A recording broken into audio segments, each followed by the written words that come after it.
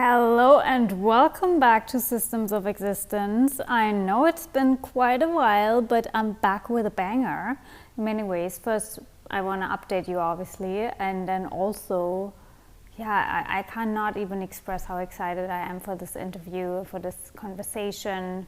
It's a long one, but I promise it's worth it. It's about all things astrology, obviously, which you love, but also Gene Keys, human design. It's about Egypt. It's about everything. It's about questioning our entire solar system. The Lost Octave is basically what we're talking about, and with the recent things that have been discovered in the pyramids and under the pyramids, and just so much newness with Neptune now in Aries, and today is Venus entered Aries, so I felt like we gotta release this episode. And I've definitely been in a download portal, in a deep portal, but I'm still here. You can always reach out to me even if I don't upload podcasts, but obviously on Instagram, Magic Kathy Official, I'm always around, always still doing activations for you, readings for you. If you feel like you are going through a dark night of the soul right now,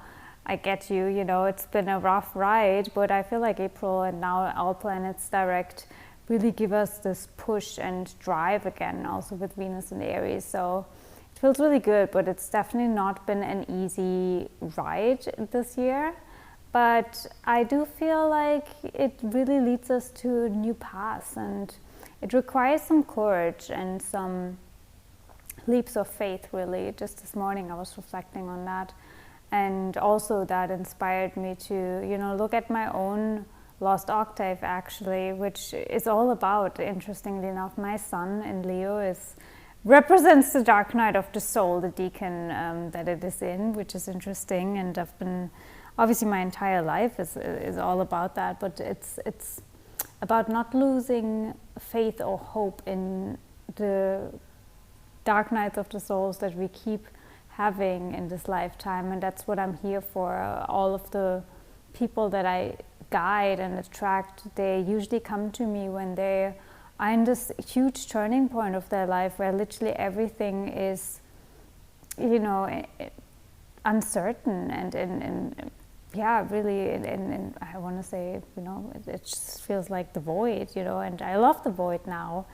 But it's something that a lot of people try to avoid because it can feel so scary when you don't know what's next, and you just have to utterly trust and surrender. And that's why I like to sneak in with a reading, with really sitting with your soul to know where we need to course correct, what kind of direction we can take from here, what your energy, what your cells really want you to know and to honor, and which path to take. So if you find yourself right now in this huge transitioning period, and Pluto stations retrograde this week, which means that we are really in this deep also portal of asking ourselves how we can serve with our own story, the collective.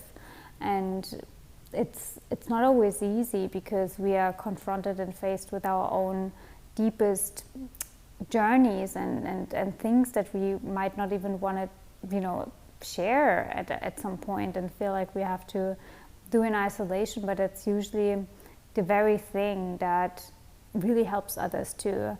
And I'm a living example of that. I'm obviously not hiding any of my own struggles with my physical body, being on this planet, and my psychic abilities, and how to function in the world, and all of these kinds of things.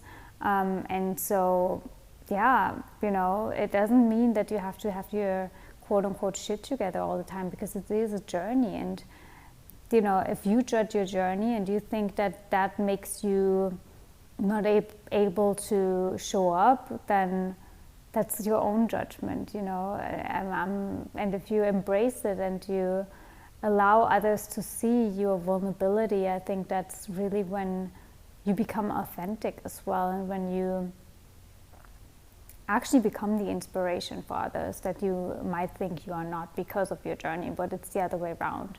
So I wanted to just give you that also as a word of courage also towards myself, because I was like, oh my gosh, can I even, but it doesn't say anything about, how I can read other people's energy or how I can help you see your light if I not always see my own. I mean, obviously not, because I have to feel and know how it feels to not see your light and to not, see your impact when I guide other people in that very same thing. It's your initiation. Anyways, so I would definitely love to hear how you've been witnessing and feeling this year so far. I can't believe it's already May. It's like crazy, right? Where does time go? I mean, what is time anyways? An illusion. But please let me know on Instagram or just reach out to me, and also please, let me know if you feel like you would love some clarity, some light and illumination in the void that you are in. I do soul contract readings, as you know. I combine gene keys, astrology, and human design. And the transits that are going on right now, if you have significant placements in Taurus and Scorpio, Leo, Aquarius, then you definitely feel it. Also with the new moon that we just had and the upcoming full moon. And then also if you have Aries energy in your chart, for sure too, with all the planets ingressing into Aries. Lots going on in the cosmos, obviously. And I'm here and happy to guide you if you feel the call. Let me know. And other than that, I wish you a really illuminating, maybe even after listening to this episode, you're like, okay, I definitely want to have a soul contract reading here and see where my deacons are and everything. Then, definitely hopefully this really makes you curious towards discovering your own brilliance and how you fit into the whole orchestra and tapestry of what we are talking about. It's so interesting that it's also really coinciding with me moving into an ear-shaped park in Dubai, and then also working deeper with sound and medicine and frequency, but also the electric body and all of these kinds of things, which is something that, again, I've been deeply studying this year, and it's been profound for my own journey, for my own healing, also the connection to my body, and how we can understand imprints and patterns in our own field. It's just so profound. It's a miracle. This entire life is a miracle. You are a miracle, and I pray this episode reminds you of that. If you need a heads up for that, then reach out to me, and we will look into the miracle that you are in a reading.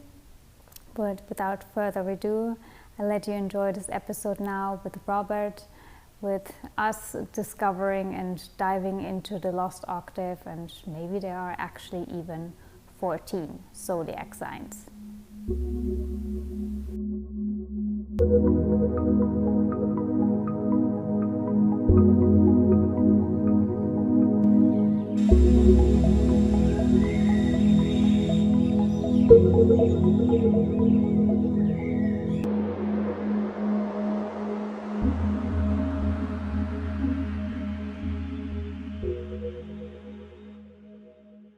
Welcome to Systems of Existence, Robert.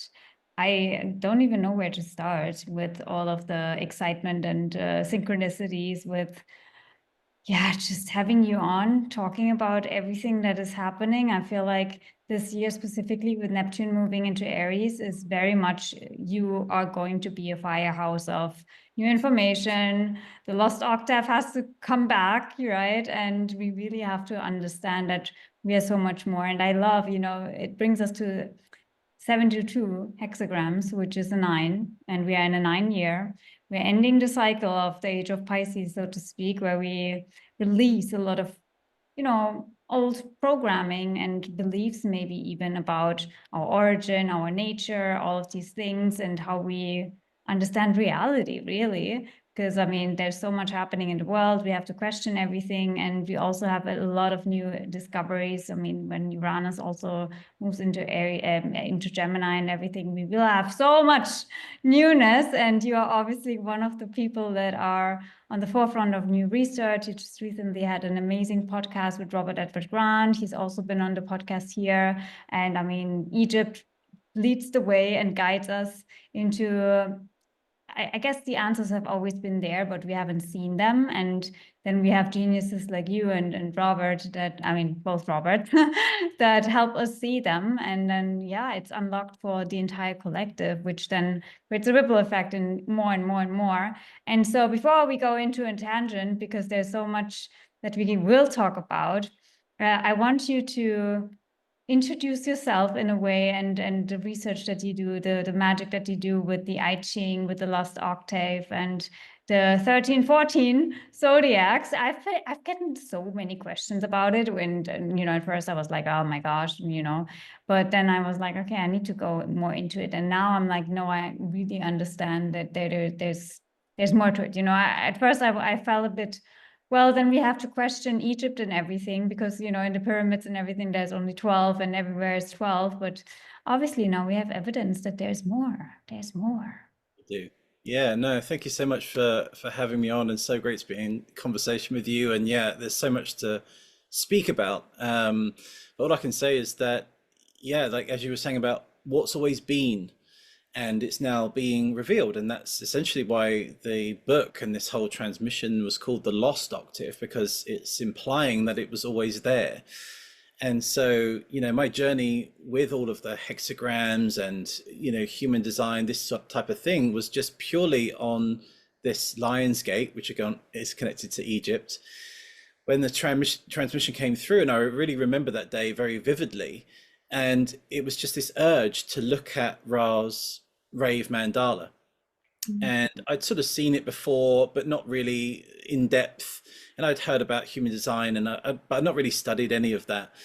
But as soon as I looked at the map, I always say that Ra's like an engineer. So when you've got like another engineer, and I would say, like, in my bio, I say that I'm a cosmic architect of the mystical, because it's like mythology, but then there's also the science, the geometry, the maths, and kind of bringing it left and right brain. So when I looked at the map, then I was like, well, it feels like there's something missing here. I couldn't put my finger on it. Why 64? It kind of works in geometry in terms of a cube, but in terms of time, it doesn't really work out mathematically, because we have 60 minutes in an hour, 60 seconds in a minute. And so this idea of 60 is what I've come to realize. It's actually the threshold of the third dimension. So that's like the limitation in our experience. So with my work through sort of going into higher dimensional realms and the mathematics that works with that, I then started to apply, like, okay, what happens then in the next dimension? And that's when I found that the final four, so from 61 to 64, they actually live in the fourth dimension. So when I did that, and I laid out the map in what's known as a hypercube, essentially, which is like a cube is matter, and then a hypercube is then matter in space-time. Yeah. So it brings it into a living, because we all know space-time. So it brings it into matter, into our living life. And so when I did that and I laid it out, and you'll see it in the book, there was a missing 8 gates, which is an octave. An 8 is an octave. And so that's when the title came, like, it's the Lost Octave. And so then I linked it all to music. And then, of course, that shifted it from 64 to 72. And what was so beautiful about that is that 72, I knew, was one of the highest teachings in sort of Hebrew mystery schools, the 72 names of God. So now all of a sudden, going up one dimension now starts to link the ancient I Ching with the ancient Jewish mysteries.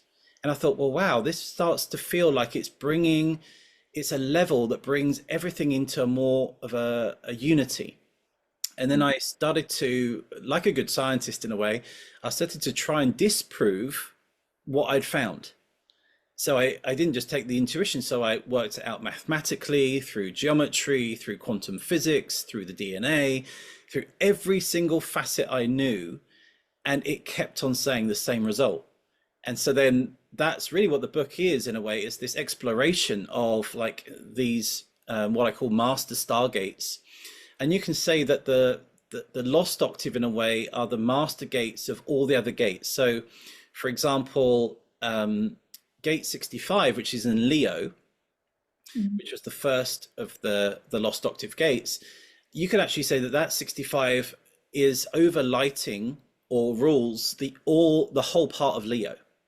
So in higher dimensions, what happens is that we have all these fractal parts, but then they start to group together until you get to the oneness in the higher dimensions. So it kind of makes sense, right? That there's this oneness and then it fractalizes into all of the gates. And so if you trace it back, it does the same thing. So the lost octave is like the next layer of the octave that allows everything to start to be grouped.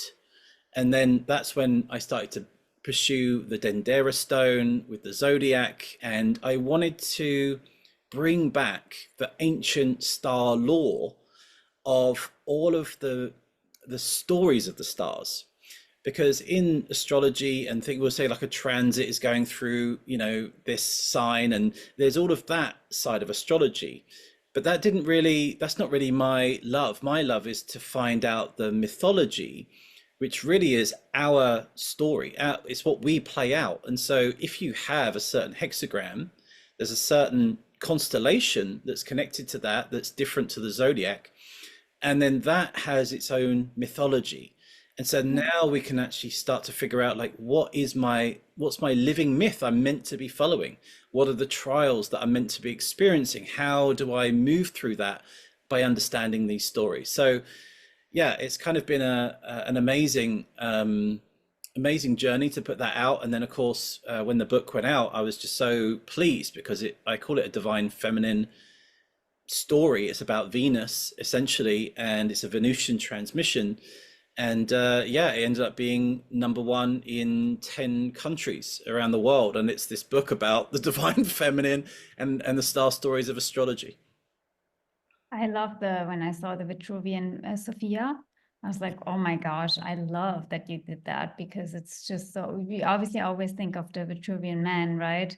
And obviously there's a lot of decoding in that image, but the Vitruvian Sophia, it's just looking at it feels really powerful. And, even when you were speaking, I could see, and exactly what you say, it's like I get like so many visuals about the DNA all the time, even working with astrology, the gene keys, because it's all just, I mean, this is a hologram we live in, and we see everything physically projected, so to speak, but it's all just a matter of fractals and geometry and DNA patterning in our cells, like literally.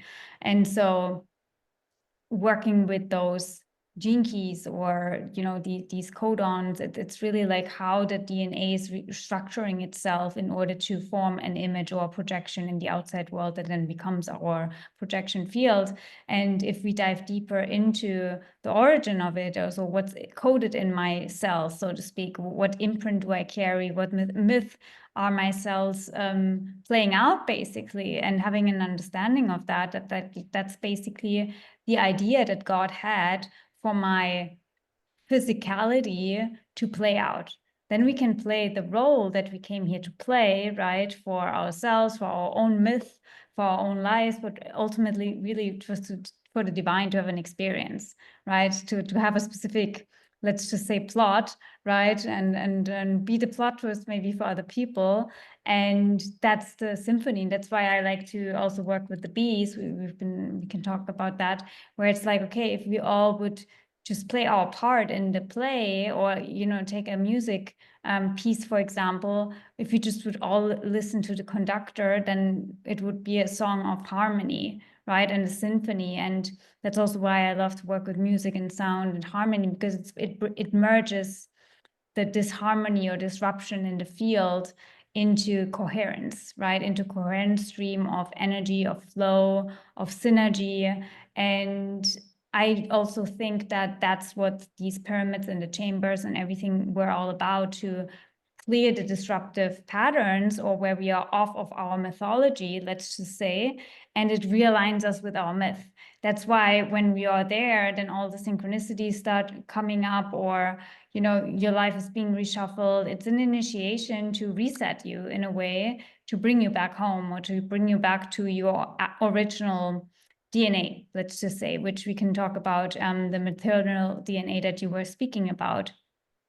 So how is that connected to it? And I mean, one of my favorite things, it's my North Node gate 10, the void, which is ultimately where it all starts, right? The void is, I work a lot also with Joe Dispenza's work and, reprogramming your cells and really coding the water in your body through the void, because we are all just a water cell, and understanding how the DNA works and how we can imprint with cymatics and sound the DNA field. Very connected to the void as well. And the void ultimately in the gene keys in human design is about self-love at the end of the day, being, right? Pure being. And how are we our essence, which is the hardest thing for every human to be, because it's not something you can do. Yeah, no, it's so beautiful. There's so many things to share about it. I wrote in the book that the lost octave is what I call, it's a quantum term, and they're called error correction codes. And so, I love all of the modern science evolutions in our genetics and also where we're going in the quantum field. And so when I looked at it as the quantum, I also could figure out that this was also like computer code. And so what people don't often realize is that when you send like a piece of data, like an email, it comes with the code that you've given it. But then there's also what they call these parity bits. And parity bits are like these add-ons that go onto that code so that when it's received by another one, if that data is scrambled or corrupted or they're static through that transference, then those error correction codes alter the code, shift it slightly so it reads exactly how it's meant to. So I figured out the lost octave was exactly the same process, is that now adding these codes in to the 72, and of course 72 times 6 gives us the 432, which is the natural harmonic frequency of Mother Earth. And so that's why I say everywhere I went, from computer science to quantum science to the natural harmonics, and then from that I managed to assign every musical note, all of the frequencies to every single gate, so that people can start to listen to the sound of their own birth chart. So Wow. yeah, it's like your birth chart is like this musical piece of that you can play, and if people are musicians, they can work with that. And so that was all tied in. I tied it all into the angelic beings from the Hebrew mystery schools. So you've got all the 72 angels, and then I connected it all to the Latin. So I learned Hebrew and Latin through this whole process as well. And in Latin, they had this whole thing, which was the 72 names of God as well in their own way. So I compiled all of this and put it all in the book so that there's so many different threads that people can work with this.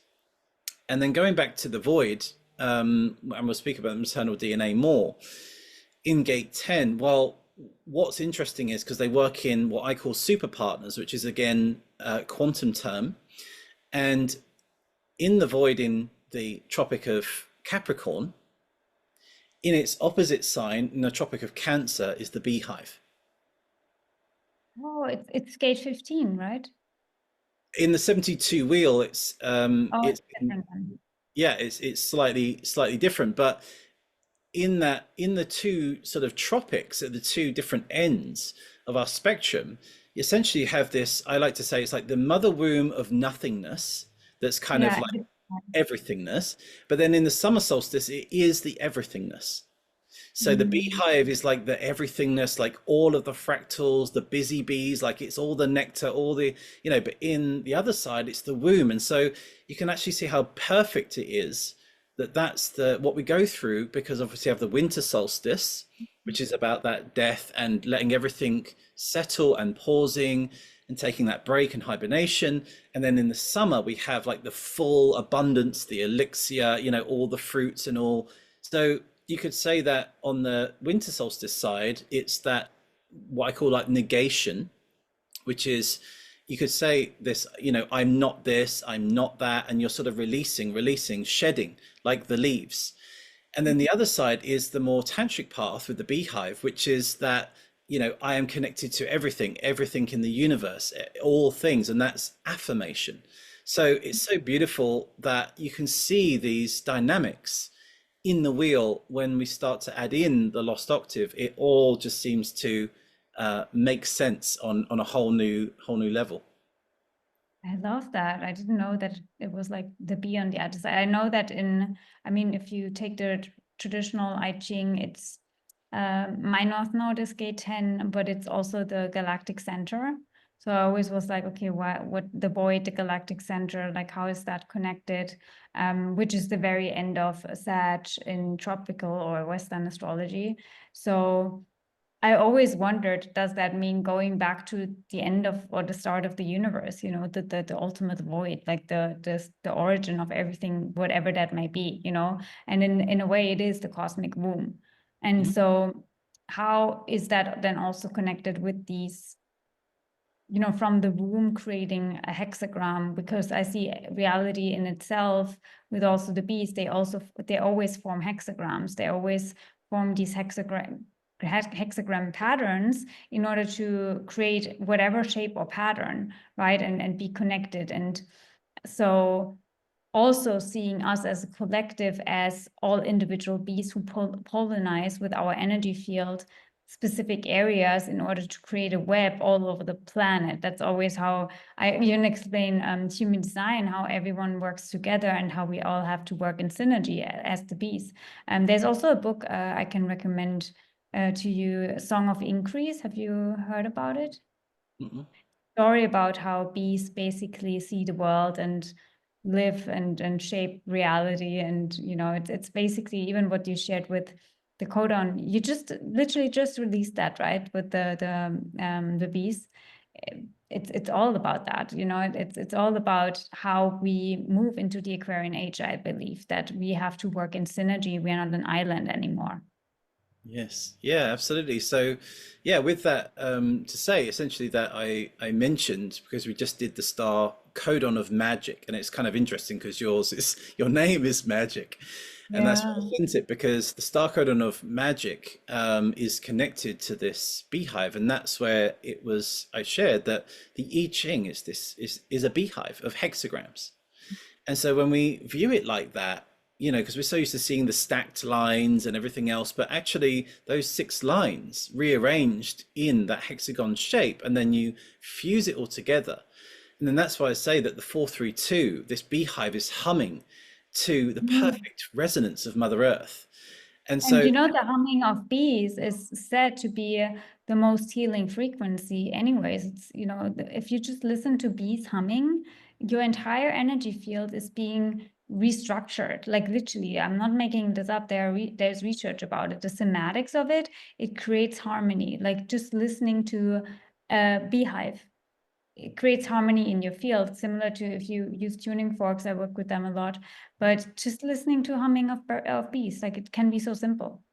yeah, exactly. And so all of these beautiful findings, and you were speaking about the galactic center. So it's really interesting because in the current sort of precession of the equinox, the galactic center actually aligns to the 13th sign, Orpheocus. Mhm. And this is what, when I went into the Lost Octave, Orpheocus revealed who that truly is. And so what I did was, when you look at the name, I took the S from the end of Orpheocus and put it on the beginning, and all of a sudden it said Sophia. And that is the Wow. true identity. And when you were speaking about the Vitruvian Sophia that I drew, what I did was I took the constellation of Orpheocus with the serpent, and I essentially took that the exact way the serpent is drawn on the illustration. I then took Sophia Vitruvius, made that, and then I drew in exactly where the serpent would be from the constellation, and it fit perfectly in her hands. And so this is when it's like, this is the true identity of the 13th sign, obviously the 13th being the divine feminine. And For then, me, honestly, like that rings like straight up. That's Shakti. Like yeah, seriously, it's Shakti. exactly. It's Shakti, and you know, then 14 is maybe Shiva, but it's very connected to, yeah, Shakti energy, creation energy, because out of the womb, out of the yeah, the feminine creates, destroys, destructs. You know, even when I was sharing with you the dark goddess here in the book that I just opened, and then there were also the beast, all the connections. It is the Kali, the beautiful mother of the void, swallow time like sweet nectar and serve the chains of karma for devote. Anyways, I don't have to read the whole thing, but it's the dark mother, where that disconnects us from the cosmic womb and pushes us into the world for creation, but then also pulls us back. It's just like, you know, the dance and the pulse of the universe, so to speak. But there was something else that I wanted to say. Oh yeah, I was just listening again to the Sophia code. Did you go into Kiara's book? I haven't, but I don't I don't really sort of have time to go into those sort of books, Yeah. but I Me hear neither, but I wanted to just share one thing about it because I've read it ages ago, but this week specifically, which nothing is a coincidence. I just, for some reason, after listening to your podcast with Robert and just having conversations with friends, was like, let me just go to one transmission again in the Sophia code, Hathor.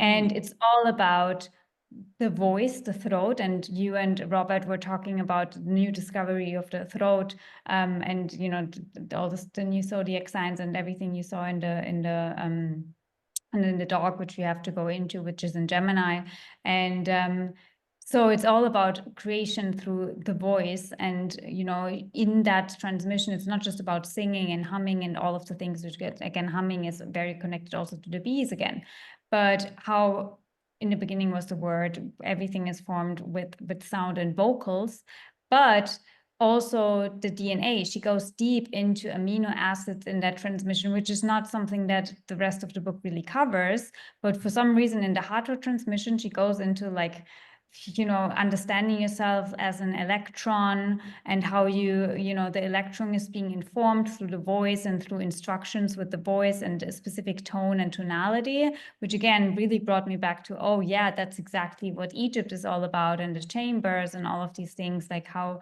we can inform ourselves, our electrons, and give directions to our inner structure, so to speak, or remind our inner structures about our coherence or not coherence, basically, and how we want to be wired. So yeah, I just wanted to share that. And what did you want to, where did I interrupt you? The 13th, serpent. 13th. Yeah, no, actually, it's just to touch on that, because this was this is all about the Venusian energy. So when Venus went into Leo, that's when this all happened. And so it was all about seeing it through that feminine lens. So when I discovered that it was Sophia, and it's actually Sophia Yuku. So if you actually look at the whole name, and Yuku means universe. So Orpheochus actually is the universe of Sophia. That's the 13th sign. And when we look at the hexagram there, obviously it's pure yang. And of course, when we have looked in the past at sort of the I Ching as all yang, that's depicted this idea that it's a heavenly father, that it's actually like the father energy. But when I looked at it, it was like, no, no, no, as you were saying, this is actually the pure Shakti. It's the pure yang is actually the Shakti also. And so then this gave a whole new dynamic on how to read the hexagrams. And of course, if we have that 13th sign, as we know, they all work in their opposites, in their super partners. So that's what then took me on this journey of finding out this idea of the missing 1/14th, because in the Vitruvian Man, it's cut into 14 parts. In the story of Osiris, he's cut into 14 parts. And the missing 1/14th is essentially the male phallic. And the story where Isis, Sirius, essentially forms the phallic of Osiris and then gives birth to Horus. So this idea of the missing 1/14th, the missing 14th zodiac sign. So I knew where to look for it. And when I looked directly opposite Sophia, that's where I found Orion.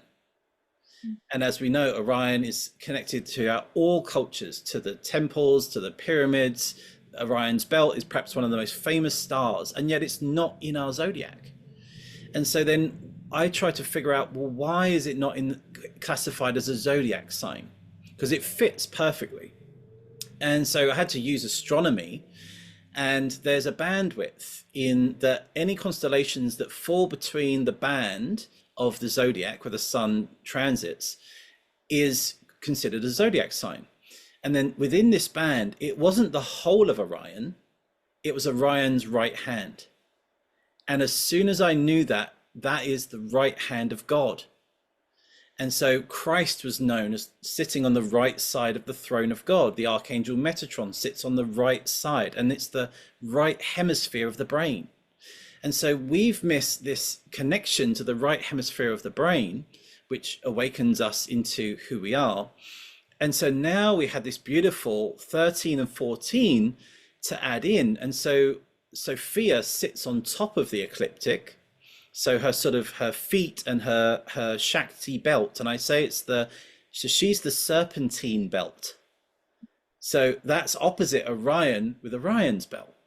And so Orion is below with his right hand, and Sophia is above in the ecliptic. And so now this is where it all makes sense. And all of our stories about the dragons, serpentine energy, Kundalini, the right hand of God, the right hemisphere of the brain, this is all the stuff we've lost.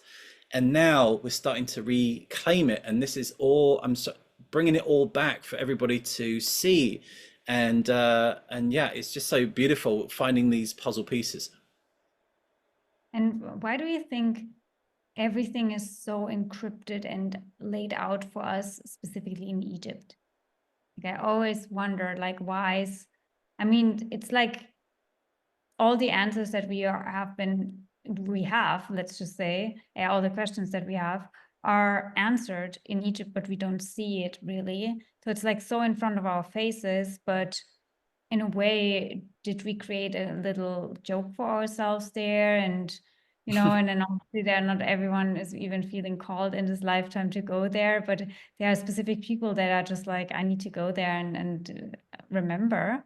So why do you think this is all happening right now for all of us?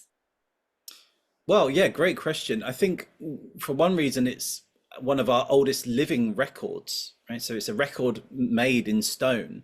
So it's one of the only things that survived the cataclysms that we had. But of course, now it's so easy to see why it's coming in so strong, because as we're in the age of Aquarius, our opposite is Leo. And that was when the Sphinx was aligned to the precession of the equinox with Egypt. So you could see it as ancient Egypt is now fueling our progression towards Aquarius. And so that's why at this moment, all of this Egyptian mysteries and reclaiming and all of that is happening, because we're now shifting into its opposite sign. So it's so beautiful. But I do think there are many traditions around the world, but I don't think they're just as famous or haven't been discovered yet. There are pyramids all over Mexico that are just sort of under all of the forests and everything else, and temples around the world. And really, we haven't explored. Asia is so huge. Japan, all of the traditions. And of course, the Vedas and the Vedic traditions, they were sort of, if you think about the precession of the equinox, so you could say that in true ancient Egypt, which could be akin to the end of Atlantis, that was the age of Leo. As we moved into Cancer, that's when the Great Flood happened. That's when we get the sort of ancient stories of this flood, and we get Noah's Ark. And then once we go through Cancer, we arrive in Gemini, and Gemini is Adam and Eve. So that's when humanity starts again. So it's like that reset part after the flood. And so really our known history has only been up to where Gemini has been. After Gemini, it's like, well, we don't really know, but the Sphinx and the pyramids is our first base touch of like, perhaps we are older than we think we want to be. And so we know that the pyramids are like at least 13,000 years ago. But I even said that it's possibly even a whole precessional equinox more than that. So civilization, you could say the golden age of Atlantis, could have been 30 to 40,000 years ago. That literally changes the whole history books of everything that we, came from apes, and our DNA was changed by space gods and all of this. It's like, yeah, we've done this many times before. So it's when you see that procession, and of course then Gemini happened, and then we entered the age of Taurus, which is Hathor, and that's how Egypt kind of looks now. From the age of Taurus is what when we walk in Egypt, that's really what we're seeing. Apart from things like the pyramids and the Sphinx, all of this Hathor, the Venusian, the divine feminine mysteries, that's all of there. And then of course that's when we made that transition from, you know, this story of Moses and the biblical records is out of Egypt, crossing the Red Sea and moving into the age of Aries. And that's where we have all the Abrahamic. So Abraham is Ram, and so the ram is Aries. And so this is all like all of the biblical scriptures are all Aryan. And so we are the last part of the Aryan race. And so then, of course, we know we had the Christ teachings as we moved into the age of Pisces. And so now we're moving into the age of Aquarius, which is exactly opposite this 13,000 years ago, half processional year from the age of the ancient Egypt. It's very interesting too. I was thinking, I had even a dream last night. I remembered right before we jumped into the conversation, I'm like, wait, why did I dream about this so vividly? Because today is Passover day, you know, the returning of Christ. And so I was wondering, do you have any connection with lamb? Is there a lamb, like any mythology about lambs that we need to talk about today? Because obviously we have the full moon in Libra today, but then also we have Venus stationing on Passover day. And obviously that everything with the Lost Octave is very connected to Venus, and Venus is moving into Aries. And there's a lot about this new vibration in Venus. I feel like she really got an upgrade. I mean, was that when Venus was also retrograde in Leo, like the Venus star point in Leo, when all of that came through for you? She just moved into the Venus star point of Leo when the Lost Octave came. Yeah. And now she's in the star point of Aries. Yeah. And so what's interesting is I spoke that she became the lioness queen of sovereignty. Just to interrupt real quick, do you know your Venus star point you're born in? I did know. I have to look back at it. Mine is in Gemini, so I'm like, oh yeah, interesting. I'm definitely a morning star in my Venus. But yeah, so that was the sort of the sovereignty queen of the lioness queen, and now she's moved into Aries. And what most people don't know, because they don't know the decans of astrology, which is what the Lost Octave is all about, is that within each sign there are 3 decans, and they're 10 degrees each. And what a lot of astrology has spoken of is that they look at them as elemental signs. So in Aries, they speak of the decans as the 3 other fire signs in the wheel. Yeah. But in the ancient Dendera stone, which is the heart chakra of Egypt, that's when we have the star law of all the other constellations. So each of the decans are the other constellations that surround the constellation of the zodiac. So when Venus is going into the 1st degrees of Aries, she's actually moving into Cassiopeia, which is, she's known as the queen of the heaven. So Venus in Aries is not just about Venus and martial energy and fire and the god of war. It's nothing to do with that. It's actually to do with she's now sitting on the throne as the queen of the heaven. So and then match that with Neptune being right there too, you know, it's like how much more cosmic can we get? Yeah. So this shift into the maternal leadership, and it's the queen that's on the throne, and it's the Neptunian queen and the Venusian queen all merged into one. So you can kind of imagine, I speak of Neptune as Neptunia, the goddess Neptunia, you know, holding the trident, but she's holding the trident with love. So she's got the fire, but she's the Venusian energy. So, you know, it's got a very Athena type of feel to it as well. But yeah, the whole, every single biblical story I can find in the stars. There is not one story that I haven't found. And so this, you know, I love all myths, all philosophies, I think they're all great teachings. But it makes me wonder that I propose that I feel like everything that we've known that has been religion and mythology, all of it is really the wisdom of the stars. They're all up, all the stories are up there. And so then they personified the movement of the stars and what the battles in the stars and all of this stuff, all the creatures, they personified that into people to help us understand this idea of what we're meant to do as humanity. And so, yeah, the Lamb of God, or the Ram, so that's in Aries. And what's really interesting, why do we have this crucifixion and resurrection? Like, how is that part of the same story? Well, what's really interesting is that we have the Lamb in Aries, but right opposite in the deacon, the first deacon of Libra, is the crucifixion in the stars.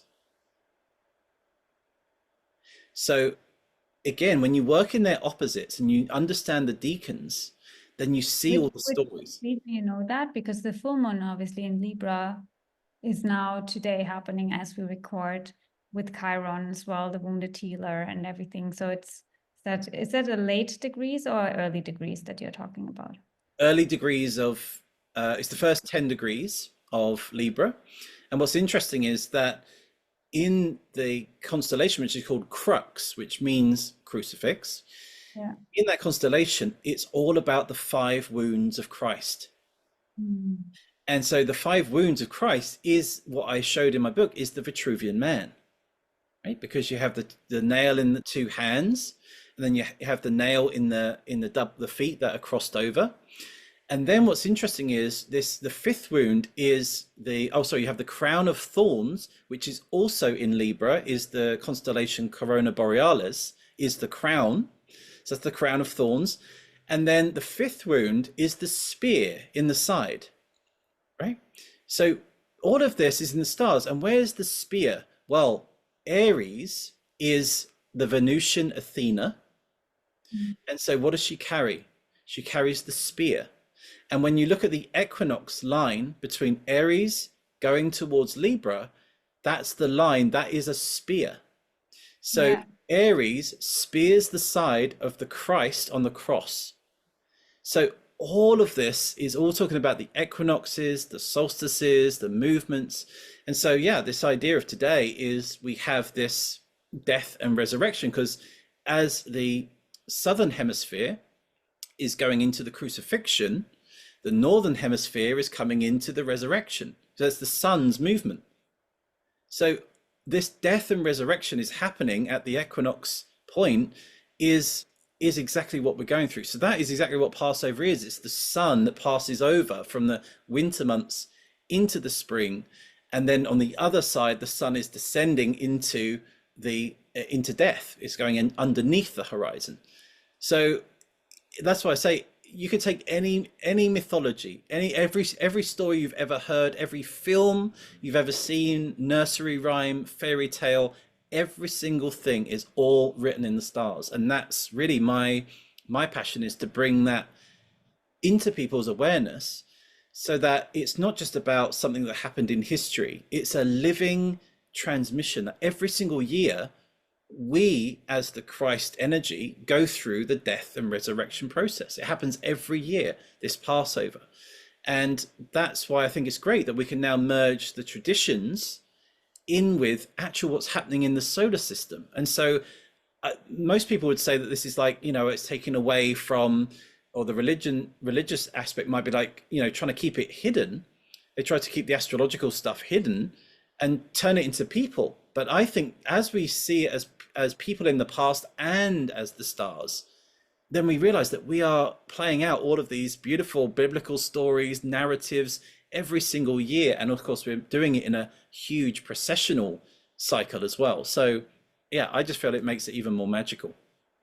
Absolutely. And, stuff like that, it's just, for me, it's such a soothing kind of, I mean, at the end of the day, we all use these things and receive these things, have it in our field to remember one thing, which is that we are all just an idea of God playing out, an idea about a specific movie, character, play, however you want to say that symphony, God just wanted to have some fun and entertain himself and created, the plot here. Even Yogananda said, it's just all a stage.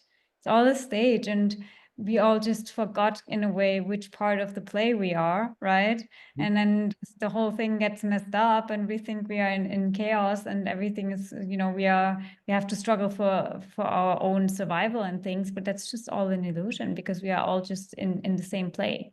It's like even, the fact that we meet only specific people in this lifetime, not everyone. So why do we meet these specific people? It's not something that we could plan or orchestrate ourselves. It's like, the stage was prepared before you came here. You just have to show up for your part. And that's why I love to work with tools like, you use, or, astrology is the best because it's just really your, let's just say, plot coded in your DNA. What the instructions for your cells. We just didn't know how to read the code anymore. And Yeah. that's the issue. Yeah. No, absolutely. And that's why I say that it's funny within Egypt because as you go up to the king's chamber, you go through the grand gallery. Well, Mm-hmm. what is the grand gallery? Well, when you look out at the stars, that is God's gallery, right? It's Yeah. all the images, all the movies. It's like, in the ancient times, they would sit around, Netflix, what do you want to watch, Yeah. yeah, they would sit around the campfire, and depending on the stars that were in the sky, the elders would share the stories of the stars to the tribe, to the people, to the children.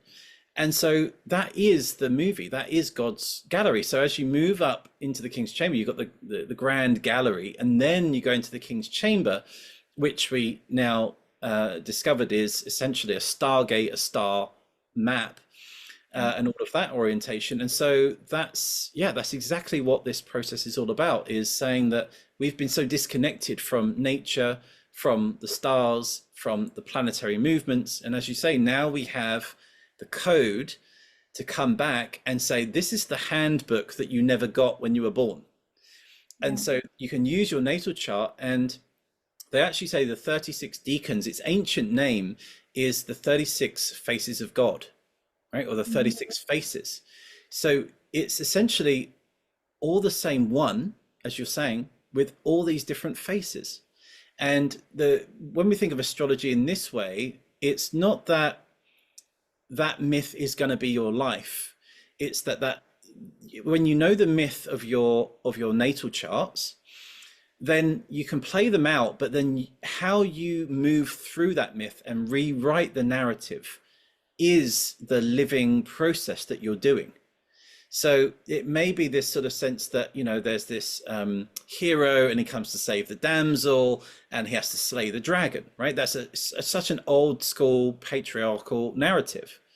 Well, I shared in the book that it's not about you as you live this, it's more about the feminine, the divine feminine within you, or the feminine as a woman realizes who she is, and she can break her own chains, and then instead of slaying the dragon, she can befriend the dragon, become a dragon rider, right? And so like how you decide to move through that myth is the reason why you are on the planet.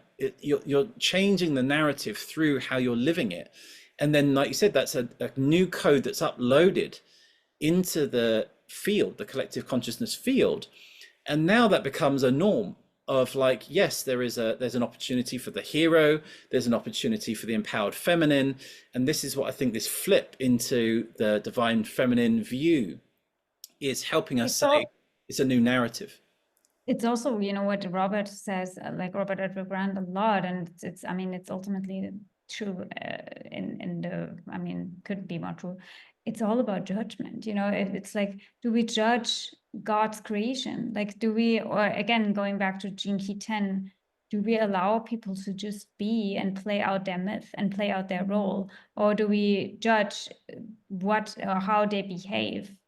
Or are they just playing out the role that they are meant to play out in the grand stage of things, which can sometimes be hard for the human to wrap your head around because, there is obviously a lot of polarity happening and contrasting experiences, but that's also needed for a really good movie to be fun. Let's be real, right? We cannot just have, harmony all the time and there's no tension, no nothing, no fights. I mean, it's boring. You would, not watch again.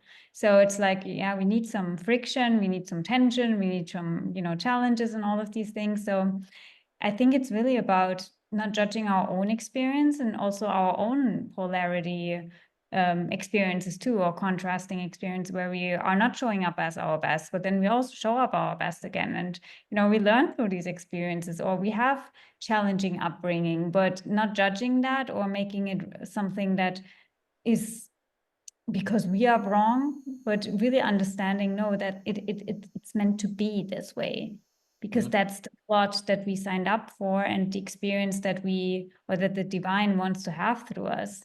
And the same is true for every other situation in the world. And when you stop that judgment, we come back to one of my favorite gene keys to contemplate also. I think it's your sun, even 22 and 25. I love them.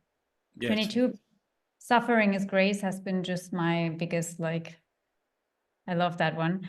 And 25 is universal love, but it's also this core wound of being separated from source and all alone and all of these things. So it's really about understanding, no, we are not. And, even our suffering, that's God's hand, redirecting us into harmony and love. And ultimately, every single myth or story is about the return to love. Even, Cyrus, Osiris, and Isis, it's all about the return and the bringing back the pieces of love that we lost along the way. And that's every single story and every single myth. It's all about returning to love and moving away from the judgment, the fighting, and all of these things. But there's something else that I wanted to, maybe I'm just dumb like that, but it just rang a bell when you were saying 36 all the time. Like, yeah, 36 times 2 is 72 again, Mhm. right? Yeah. And then also thinking of the 3, 6, and 9, which is Tesla, right? The 3 and the 6, and then the 72 adds to the 9 again. So there's this patterning happening, the 3, 6, 9, and then it's like all everywhere. I mean, it's wild. Yeah, and that's what I was saying. Like it's that error correction code because Yeah.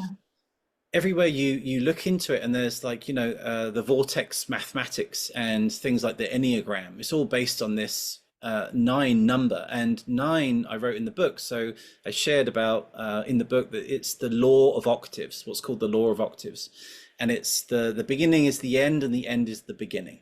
Right. So as we know that as we go into that, say Stargate 10, then that's that womb, and in the maternal DNA, it's a stop codon.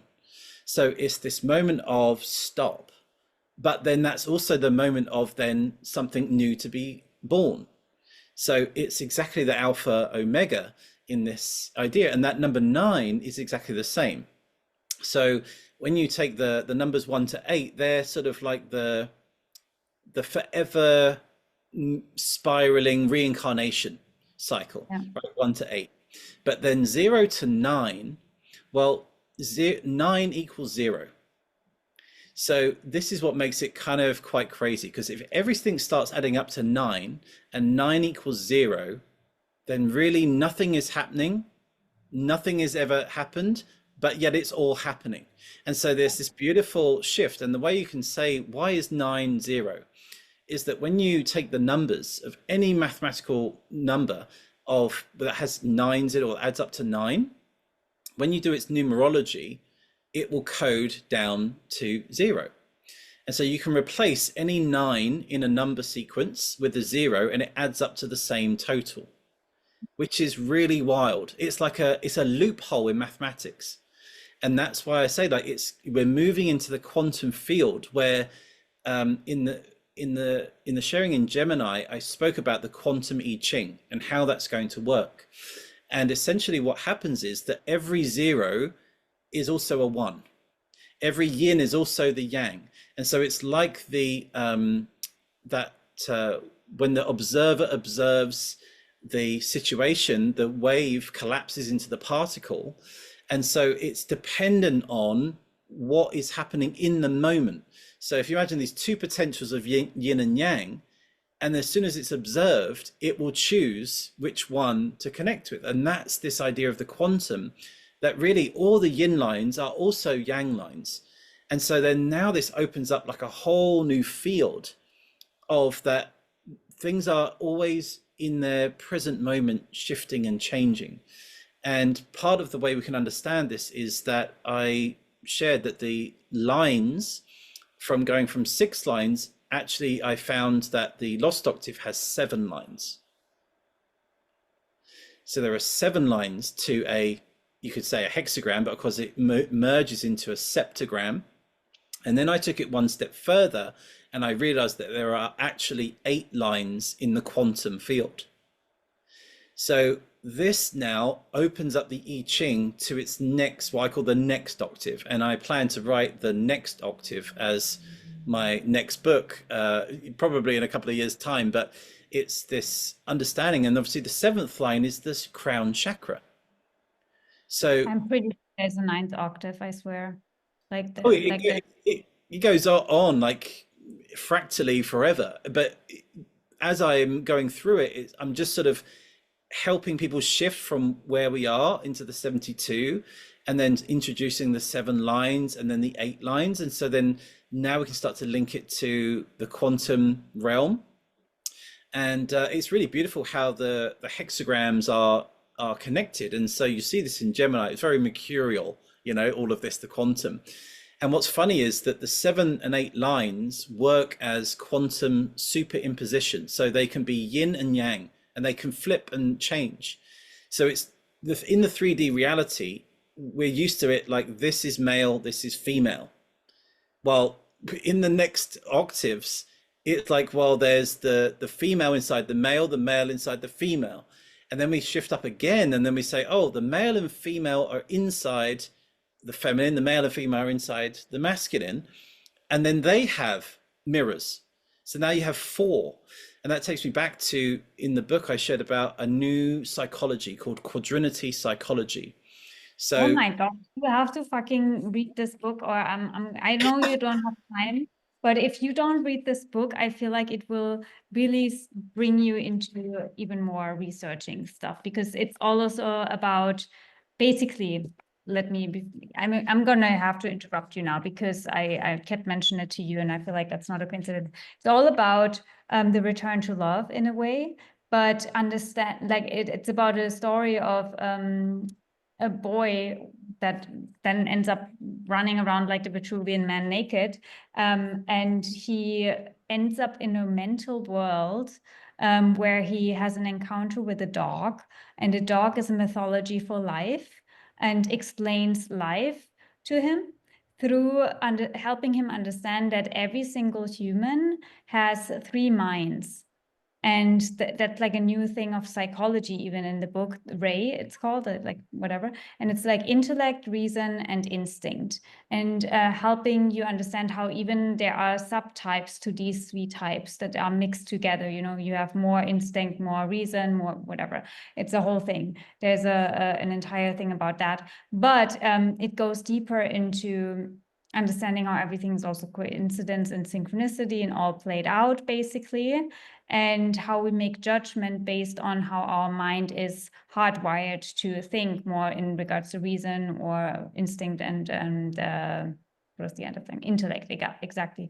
But then also goes deeper into mythologies and stories with the stars, with numbers, with geometry, with even, you know, what we shared about time, where there are 7 proofs in the book about how what is shared basically is true or not, and the true path to love. And then there are also the 12 zodiacs involved, and the 12 myths in the mind based on these 3 mental concepts and the ways of thinking, and the judgment we make because of it, and the decisions we make in life and our life trajectory. And what did I want to share about it? Yeah, it's basically 7, like it also goes into the never 7 proofs, but then there's also the 12 again, scientific proofs, and there's the last one that the book has no author. I don't know if you know that. So basically, the book has no author. No one knows where this book even came from, and the whatever put it out there after finishing said that there will be one person that will basically uncover the last hidden proof that can only be understood if you dismantle all of the distortions in your own brain. And then it goes deeper into, the music, number, poetry, and that only these kinds of things that are not mental constructs help us see life through the eyes of love and reconnect us with our true nature. And so I think everything that you do, the work that you do, that Robert does, that we all do, is kind of like an analogy to what this book is also all about. I'm only halfway through it, so I can't, I don't know, but I feel like you need to read this. It's like so wild, because maybe the Lost Octave is, what he was referring to, that someone will get a transmission where it will be so crystal clear that this is the truth, or like, this is love, this is the path to it all. So yeah, I just needed to put that out there. Where did I interrupt you? Oh yeah, you mentioned something about psychology. Yeah, so no, that's beautiful, and yeah, I love that. I mean, that's all the whole part. We're all here to put our piece into the beehive, right, and to gift it into the collective. And yeah, so in the book, I shared about this new psychology called quadrinity psychology, and that means essentially four. So you have a trinity, and then the quadrinity, and so what we've been working with so far in collective humanity is this understanding of the Holy Trinity, right? The Trinities. But in the deeper esoteric wisdoms and in geometry, what you'll find is that a trinity might be a triangle, but a 3D tetrahedron has 4 points, and the fourth point is the center. It's a quadrinity. So as we move up dimensions of geometry, we move up dimensions of understanding. So within the Trinity is the secret fourth, the quadrinity. So when I speak about... Also, I wanted to just refer that back to the book, because it says the fourth dimension is time, right? And then we think, obviously, the third dimension we are in, and then moving to the fourth dimension, which is time.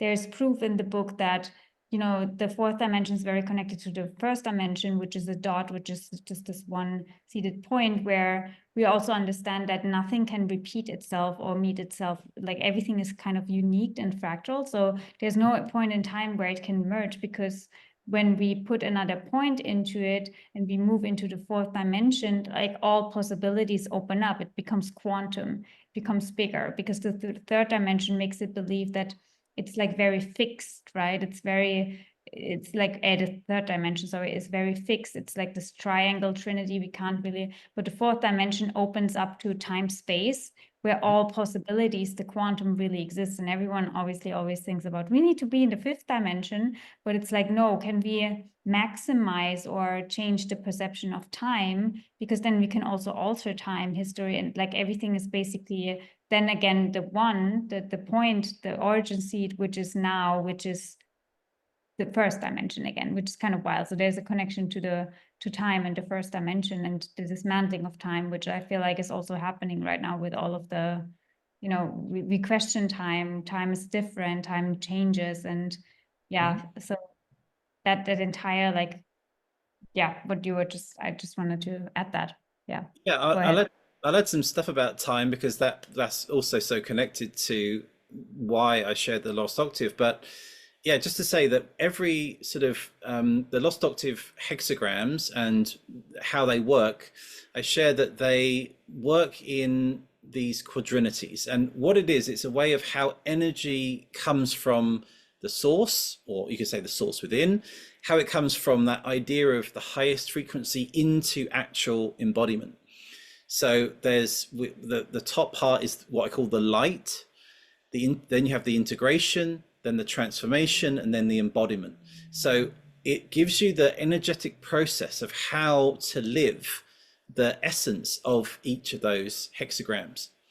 And so this is like the new way to see the psychology of how to integrate work with this. And so you mentioned the 22. So I'm currently writing this next book about the 72 stargates. I'm taking each individual stargate and writing the quadrinity psychology for them. And so the 22 came in my work as glory, right? So, and glory is it's an interesting word, because it can mean weight in the ancient world. but it's also, you could say it's the glory of the divine, right? It's that you are living now, and it's the glory of life. And so, and the 25 is eternity, right? So it's the light of eternity, and that's got an embodiment of beauty, because you could say, like, what is the, how can you live the highest essence in human form? That's what the embodiment part is. And so, how can you live eternity in human form? Is to live as beauty in everything that you do, everything that you share, everything that is around. So, it's so beautiful to then give it now these other parts of the structure into, like, how do we take the teachings and pull it into our lives? So I just wanted to touch on that because it's a huge topic, and it's about this fourfold nature. So we're used to duality, and then we're used to this trinity being this sort of the idea of trying to bridge that duality. But then once you've kind of got that, in the very center is the embodiment. Is that, like, now you've got the trinity. The thing that we've been missing is, okay, that's all there, but then how does that manifest in human expression? And that's what I wanted to bring into the Lost Octave.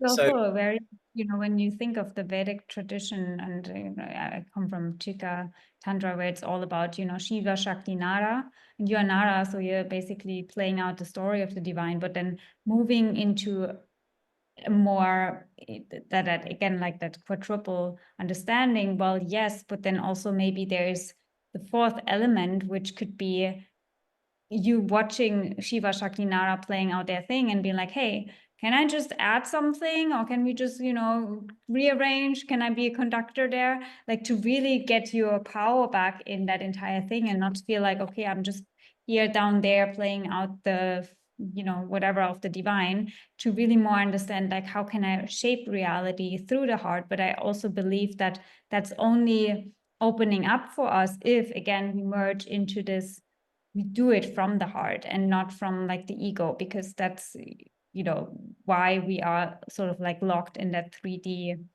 world, let's just say, where we feel like, oh my gosh, we can't do anything because we misused our power in that way. Does that make sense?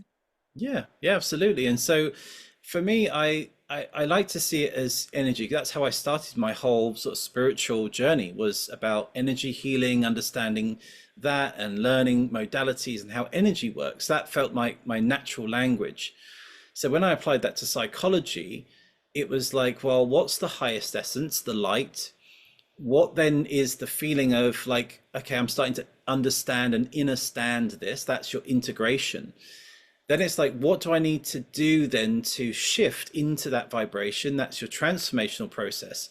And then once you've gone through all of those, then comes the embodiment, becomes the byproduct of that whole cycle. So it's like a an energy moving in, or blossoming from within. And so that's what I feel is it's been really helping people figure out, like, how to work with hexagrams on a deeper layer, and going back to time, well, the whole front cover, you'll see it's a hypercube. So the Lost Octave is a hypercube, and that's the Venus star, the 8-pointed Venus star, or the Star of Inanna. And I realized that Inanna's symbol is not just an 8-pointed star, but it is a hypercube. And so when we speak about, like, dimensions, and like you said, a lot of people, oh, fifth dimension, 10th dimension, 12th dimension, all of these things. When I share about it, I share about it through the lens of mathematical dimensional geometry. So the fourth dimension being time, in mathematical geometry, is, like I said, it's a cube inside a cube, or as I prefer to say, it's a star within a star. So it's the Venus star within itself. So you have the morning star and the evening star. And what happens in the fourth dimension is that as you move forwards, then also we move backwards. And then the backwards becomes forwards, and then the forwards returns backwards. And so it's doing this morphing pattern. So that's where our ancient history and our future are linked together in our present moment. And so, like you're saying, as we move through this, we're affecting the past, and then that's creating a new future in every moment, every decision we're making. And that's this whole understanding that we really do need to shift. We, unless you learn these things, then to try and understand the fifth dimension, you're just kind of like floating in abstract ideas. So there is a sort of a step by step process, a scientific mathematical way that you can open up the left hemisphere of the brain using stories and myths and feeling, linking it to the left hand side, which is all the maths and geometry. And then we can, there's progressions to do all of this. So that is really what I feel like the collective is at right now. And we're all experiencing time being weird, of speeding up, kind of ancient history, and then like the quantum physics of like the Aquarian age. And it's like, wow, like so much is all happening and opening. And so if we don't have the ways to integrate this, to understand this, and to reclaim and live the myths, then we're just going to be overwhelmed by what is being unfolding at the moment. And I also feel like how do I put that? What I've noticed the last months, it's been very obvious. I mean, for me anyways, where different timelines are playing out inside of myself and my reality every day. And like literally, I mean, I get this download that was kind of like terrifying me back in 2016 or whatever, where it was just all of a sudden so crystal clear to me that every single day I wake up in a different dimension.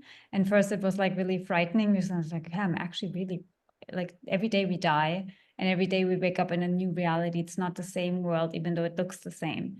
And then I understand the power in that. I'm like, yeah, well, that's also great, because then nothing is set in stone, right? But that can also be terrifying. But then also seeing that throughout the day, we live in different times. Like our body lives in the morning, maybe through an emotion from childhood, and is basically 5 again. Or, you know, in the afternoon, you had a conversation with your mom, and all of a sudden you live a story of an ancestor through that conversation. And you don't even, it's like all processed through your body, because you're basically a data recording machine. And while all of this is happening, we are also I feel like getting these upgrades, right? And it's like the system reboots itself, meaning that a lot of old files and programs come to the surface to be cleansed, and you know, to do the Mercury retrograde work, so to speak, in our cells. We're like, okay, this needs to be decluttered, this needs to be decluttered, this file needs to, there's a tab open that, you know, should already be closed. And when we do that, and we do that energetic cleansing, we obviously create space on the hard drive for new information to come down. And that's all happening all at once inside of our own nature. And that's why I think everything is so speeding up for all of us right now, because it's happening in everyone right now. It's like the cosmos being like, okay, we do a little, you know, speed upgrade for everyone. And everyone is a bit overwhelmed and tired, and from all of the work that we are doing. But that's also what opens us to all of these new perceptions and understanding, because with a clean hard drive, right, with a faster operating machine and a new update, then, you know, people like you and Robert, the geniuses, like get new downloads, and it's like, oh, there's a new program for humanity. And that's the magic in it. But obviously, I mean, I don't know how you navigate these days. I would love to hear, because I'm pretty sure you are busy with like receiving downloads, writing books, but then also have to work through your own stuff. Yeah, yeah, exactly. And funny enough, I was just about to say about that, because in the book I put in the book a process that I was able to that I figured out that allowed me to write the book. So this whole book idea was pretty crazy. I'd never written a book before. I'd never even thought about doing that ever in my life. I was never really somebody that would write long things. I would always write sort of like one-liners or sort of pointings or things like that. But then this book is like 250,000 words. Never written a book before.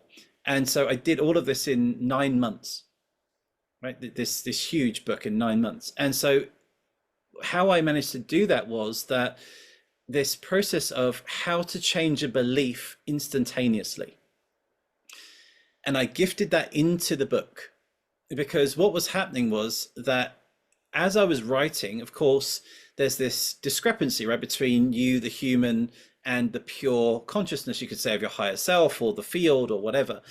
And so as I was sort of writing something, I would notice exact words or phrases that felt like they were either a bias, or they were keeping a ceiling, or they were running the same narrative as what I knew.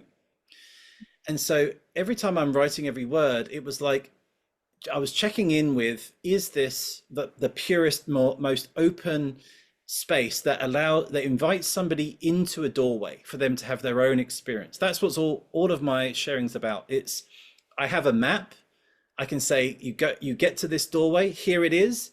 Now you go inside and have a good time and tell me what you experienced. Long gone, I think, of the days of that, oh, this is that in these absolute ways, because in a multidimensional way, like everyone's going to have their unique gift in there. And so as I figured out this way of how to rewire my brain, and of course it couldn't be a long process because I'm writing this book at such a speed. So one morning I woke up and I managed to find a loophole in the human intellect. And Tell. well, yeah, it explains it all in the book. It's kind of a long thing to go through, but how can I say? It's all about reversals. Yeah. And so in the book, I share about the idea that the Earth is going through a pole shift, and we are going through a pole shift internally. And that pole shift can be either, if you're essentially connected to the masculine, you're then shifting into understanding the feminine and vice versa, or it could be that if you see the world in this way, you're actually going to see it almost in the complete opposite way. And so we have to find the bandwidth of our two poles. And by doing that, we tread on the other pole, and then it flips our pole up. Yeah. And then we balance out, right? balance the hemispheres. Yeah. And so it's the same thing, head and heart, hemispheres of the brain. However it plays out in your life, we all need to go through this to essentially prevent, when the Earth goes through the pole shift, to prevent the cataclysm of the Earth, we need to do the internal pole shift, and then that will stop when the pole shift happens, that will stop the cataclysm happening. So a loophole in the mind is that the way in which when we're trying to investigate something, we're trying to feel, and we're trying to sort of ask questions or introspect about something. But the way in which we've been introspecting is from one point of view. And so when you sort of reverse a question, like, how can I say, let's say you don't feel abundant in your life.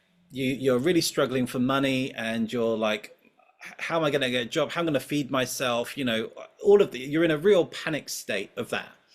How do I get out of that? Because that's obviously, we know it's not just a mindset, it's also a living experience, it's emotions and all of the things and opportunities and all of these matter. But what can we do to empower ourselves in that moment? And so it's this idea of, I don't know how to change my mentality of feeling broke when I know I'm broke, but I want to feel abundant. It feels like it feels like you're faking it till you're making it, So you can ask this simple question in this, and this is one part of this whole thing, is you ask this question, which is a reverse, which is, why do I feel so abundant?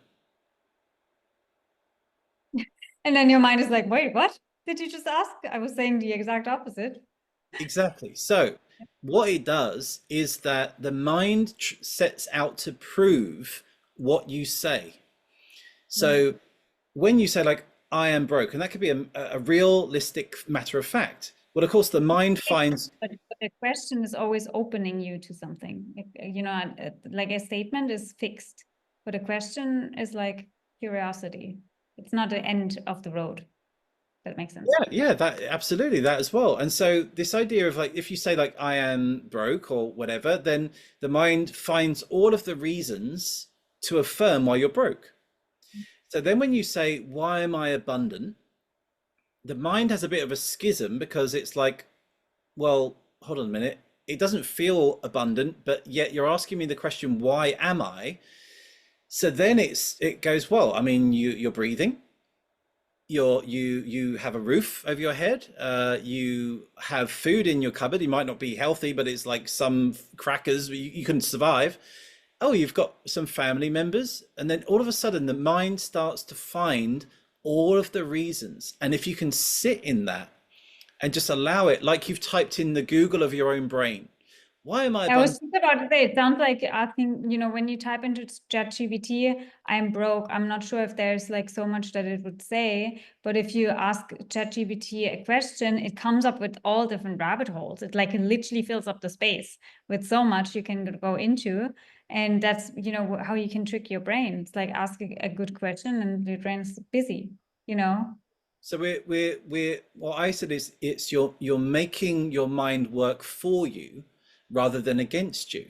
And in this is the teaching of the 12 disciples, so that your mind becomes your disciple, that it wants to serve you, right? And so we're so used to us feeling sort of we belong to the mind rules us. Then when you flip it inside out, the mind then serves you. And so as I was writing the book, everything that I came across, like these glass ceilings that I had, I would then be able to go through this instantaneous, and it is so instant, these things. And I literally was going through every belief that I had. I went through like these 13 beliefs in seconds, huge beliefs that I had, 13 just, and ever since then, they've never been in my life. So it was instantaneous, and it's pretty brave to say that you can change a belief instantaneously. But I put it in the book, and I'm like, don't take my word for it, do it, and you'll see it. And so that's how I was able to do this. And then through that process, in the end, I didn't have to then ever ask the questions. As soon as I came across like a phrase, and I thought, that doesn't seem expansive enough. It doesn't seem quite there. And I would just pause, and my brain's now rewired to do this automatically. Now it's going to, and then I just reword it. And so now transmissions are effortless, and I get to journey through the process of it, and I get to bring in the pure transmission of it to share. And that's really how then the next transmission in Lionsgate again, 2024, I then came through with the part 2, which is the star codons, which is linking all of the DNA and the maternal DNA. I deconstructed the whole maternal genetic code and linked it to the hexagrams for the first time. Love that. Amazing. And so what is on the agenda for this Lionsgate and the rest of this year? Because I feel like you will, I feel like this year for you will have so many more. I mean, with the transits that are going on, you're definitely being onto something. Yeah, I mean, I've already got, honestly, I have about, I don't know, maybe 13 whole new programs, constructions, new things, and they're all sitting on the shelf. So I sort of create them and I put them on the shelf for when they're sort of ready. And of course, the star codons is so huge. It takes, every single part, all 72 hexagrams. It links all the amino acids and the maternal DNA amino acids. And there's a difference as well. And that's why this one about the 10 is interesting, because, in the normal nuclear DNA, which has been known in the human design, that's one amino acid, but then the maternal DNA was saying it's a stop codon. And then when I went through it more, and I released this as well about that, what I found was 61 was also a start codon. Now, this was pretty baffling, because what we'd known up to this point is that 41 was the only start codon. Well, then I found the maternal DNA start codon is 61. And so then I called that Eve. So 41 is Adam, 61 is Eve. And they are genetic lovers. They are pairs in the genetic code. And so you have the feminine maternal start codon happens. So after the 10 is the stop codon. Then as we go along a few gates, then we have the beginning of the stirring of the feminine in the soil, in the earth. She starts to take her first movement, and that's the start codon. And that was so beautiful to see, that we're literally seeing now through the star codons the other side of the story. So you have the sort of the masculine connection of the genetics, like we've known that, but now it's like, what is the mother doing? What's Mother Gaia? What is nature doing? And so it coincides so beautifully with the summer solstices, the winter solstices, and it's all so profoundly connected to the seasons. And so it's the natural rhythms of the feminine flow. And you were saying about like why is there's all these 12s? Well, 12 is all linked to the masculine. And that's why we see it's about 12s in the tropical zodiac, about the sun going through the 12 signs. Well, the 13th is the feminine. So we have 13 moon cycles a year. So we have 13 months a year of 28 days. So we're actually missing a month. And that month happens to be the summer solstice month. That's where the missing 13th month is. And so when you include 13, you're now moving it back into the traditional matriarchal rhythm. And it doesn't mean that the 12's obsolete, but you've got two running at the same time. And so you've got the solar 12 and lunar 13. And so they're all coming together. And there's this beautiful mathematical triangle that creates the Philosopher's Stone, where you have a 12, a 13, and a 5. And the 5 is the 5 elements. And this is a harmonic connection in mathematics. So when you're doing this, we can now say that we can work with this 13-month calendar. And then that's when I found that there's the balance of the missing 1/14th in the zodiac. So it's realigning us back into the natural rhythms of life.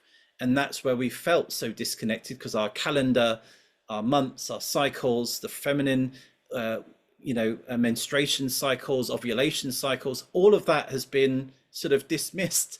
And so now with this work, I'm reinstating this and giving the mathematical scientific reasoning as to how this all works.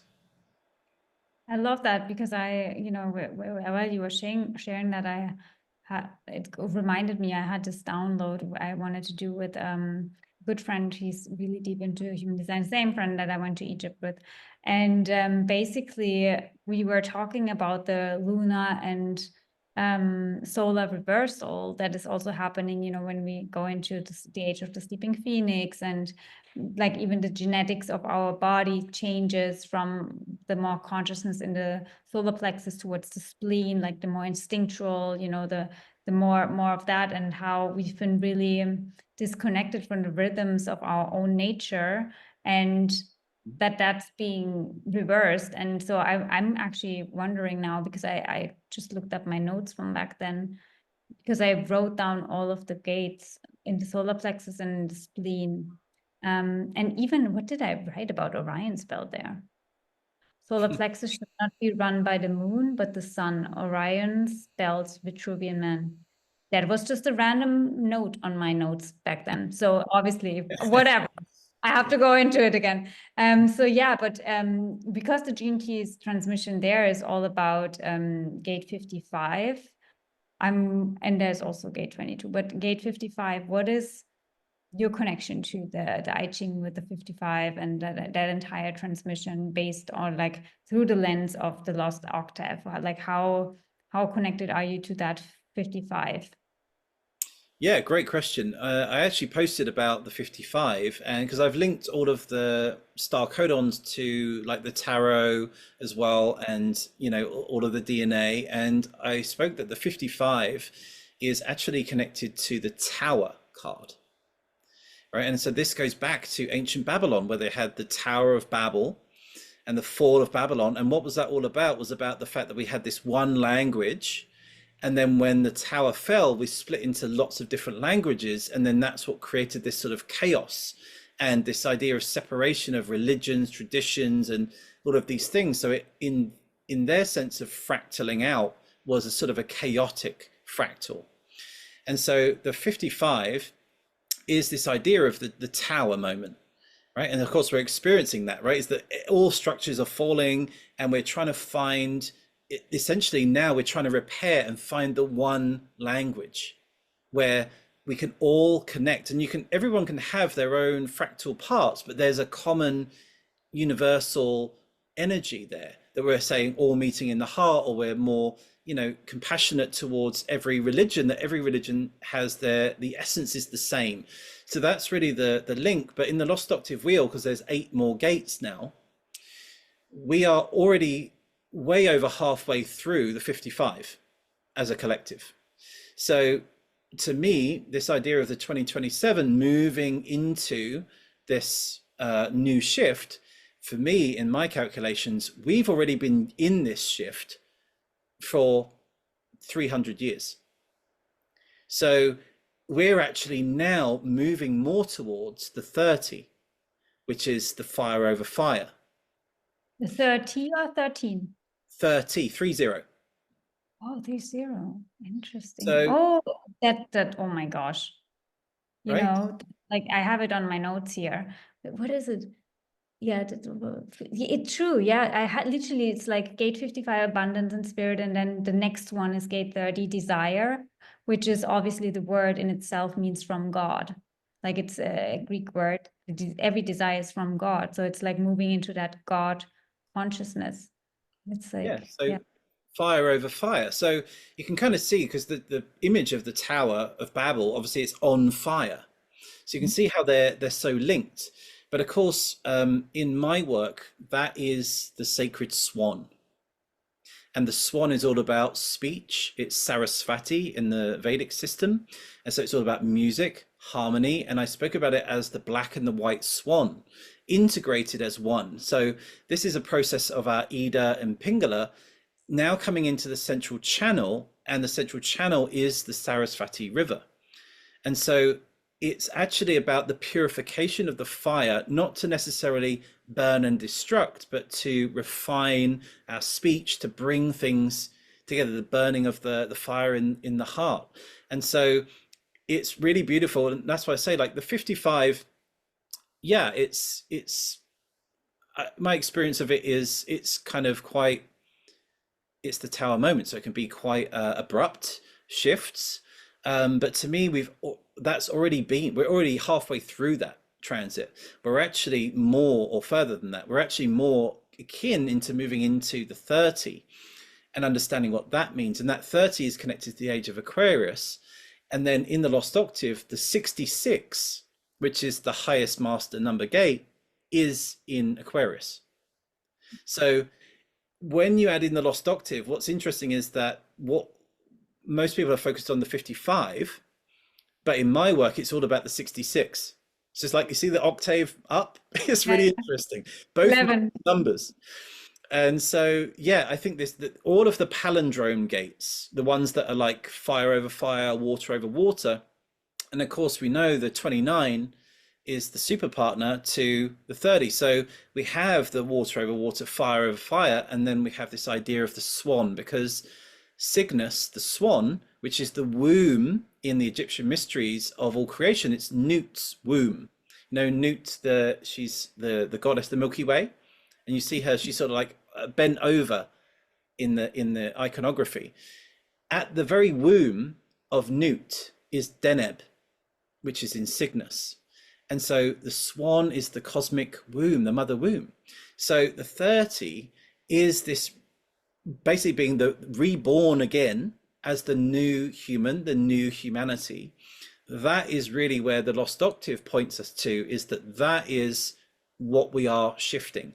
And the 55, the tower moment that we've, that's the last 300 years, which we've seen, such a huge shift from even 100 years ago to now. It's unbelievable. So we've already been in that process. And so now that's why I say that really we are in the age of Aquarius. We are really in that cusp of the 55 and actually more the 30. And I feel like in the next maybe 10 years, I think that the 30, or maybe like 2032 into 2040 is when we're going to feel that 30 really switching online. And it's going to be amazing if we can find the universal language. And I think the astrology and the mythology and the stars, all of this and the genetics, how they're all linked now, I think there's going to be this universal language. And in some way, AI is sort of this weird intermediary of like a universal language. It sort of knows everything, it sort of connects everyone, and it's everyone can sort of add into it as AI learns in its language models is all about AI. So it's weird that AI is like a tester for us to find common unity. And so yeah, that's what I feel. I also feel that gate 30 with its, meaning with desire, it, if everyone would approach their life like that, like just with even the concept that you shared with your psychology and the loop in the mind, asking yourselves, like literally your body, like your geometry, your structure, your everything, what desire wants God to live through me?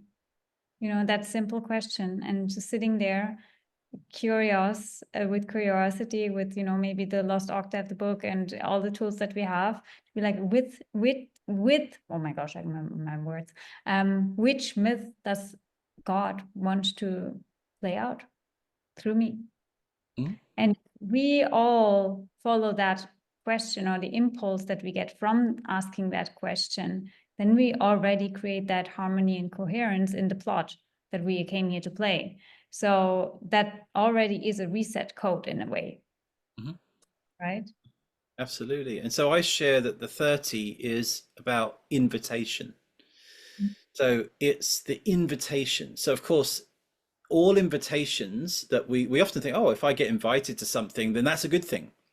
But we know that there are invitations that take you into the negative things, right? So we can say it's this idea of the, the temptation of taking something that's easy, or something that's going to give you instant gratification, or there's an invitation to go to a party, but then you sort of feel like, oh, I don't want to connect with those people, or whatever it may be. It's all about the invitation. And there's not a right or wrong choice, because we learn from all of it. But there are higher choices and less vibratory choices. So this is the empowerment that we're being gifted back in the 30, is to say there's a fire of warmth and love, or there's a fire of destruction. You choose, and whichever way, that's exactly how it's meant to go. But it's gifting us this. So for me, it's all about the light of that is vigilance. So, and vigilance is an interesting word, because it can kind of feel a bit like too stark, vigilance. It's a bit, can feel quite aggressive, but it was Papaji. I don't know if you know Papaji, a very famous sage, and he said that vigilance was the step to the divine. And he used it in this way of such a heart connection, of saying it's like, be aware, just observe, feel into what's going to take you into the highest path, and what's going to take you back into the cycles and the lower paths. And so it's almost like a discernment, but it's this awareness of being alert and doing it. It's not just sort of like a discernment like yes and no. It's like, well, maybe you choose a lesson, you take an invitation, and maybe it's going to be potentially a bit fractious in its energy, but you feel like you might learn something.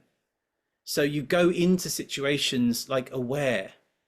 And so I can see where you've got the connection with the desire, because in mine it's about temptation versus vigilance. But yeah, this is like all of where we're moving into. It's all power to the people, right? It's like the Aquarian. Making it conscious, like even I just yesterday had a conversation with a friend and said, you are not your thoughts. You receive them, and if you can see them just as suggestions, right? Or, temptations, like the mind comes up with all kinds of ideas, what you could do, what you could think, how you could spend your day. It's like an entertaining machine, or even, AI. It's like, do you want this, this, this? It can go into rabbit holes, but it doesn't mean that you have to follow everything. You can just simply be like, that's an interesting idea. I could consider that, or I could not, And just making that conscious and not being, or in conscious awareness and not being a puppet and be like following every single impulse that you get or following every single temptation or invitation, as you said. That's really when we become conscious observers, and then we're like, okay, I go into that. And then, the whole thing of blame, shame, guilt when we do things that and mess up, it's like, no, I chose this. Like it comes from a more empowered place. Yeah. Yeah, absolutely. And that's the beauty of seeing the star law, you see, because when you know that the 30 is connected to the swan, well, then that gives you a feel of the star that's kind of going to gift us the humanity's energy.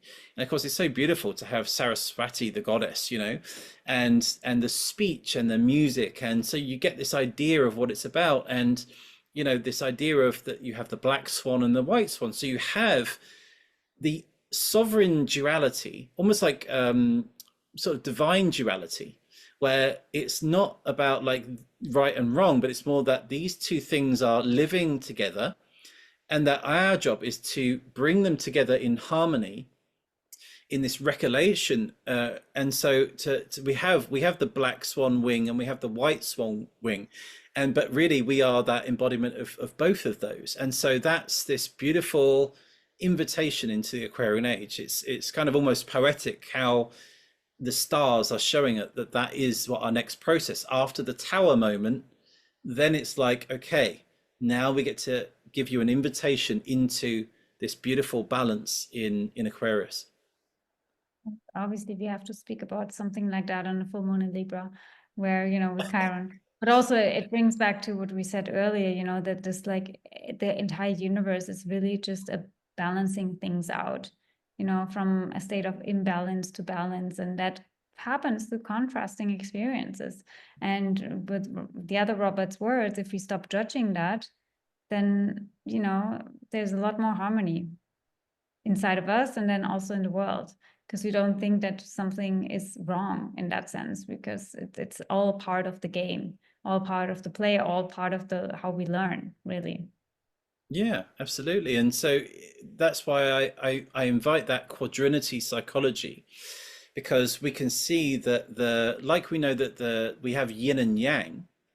So that's the two, but then we have the yin inside the yang and the yang inside the yin. So it's not just yin and yang, it's actually a quadrinity. So now all of a sudden, instead of just balancing in one plane, we're balancing in another plane. Complex, yeah. Right. And so this is how we navigate in the fourth dimension, is that we're so used to just weighing things up this way, but actually it's forwards and backwards as well. And so now we've got this ability to sort of move around and find these balances. And then that's what's going to open us up into our multidimensional selves. And when I say that, an easy way to think about time is that if I asked you to think of a childhood memory, the brain would find one and be like, okay, I've got one. And you could say, oh, could you picture this? Do you remember what you were doing? Do you remember what you were wearing, what you were tasting? Yeah. You're already time traveling. Yeah, exactly. That's what I said earlier. We are in many different times during the day. Like if you just think of a memory, you're back there. Like it's happening right now in you. Yeah, Even exactly. if it's not physically happening, it's happening. It's more dominant, and you feel then what you actually experience on a physical level, which is kind of sometimes a paradox, because you're like, yeah, physically it's not happening, but I'm so much more present in the heartbreak from last week than I'm here in my present moment, right? Yeah, exactly. And so this is why I say that when we speak about dimensions, often in the sort of self-help movement, it's kind of like you meditate and you go through these higher layers into the field, but your aura is the quantum field. And so these dimensions are happening in you all the time. And that's why I say, like, we just haven't recognized that the fourth dimension of time is our memories. And so when we're thinking about what we want to create in the future, right, and so what we want to manifest and how we want to move our work and everything else in our lives, we're now in the future time.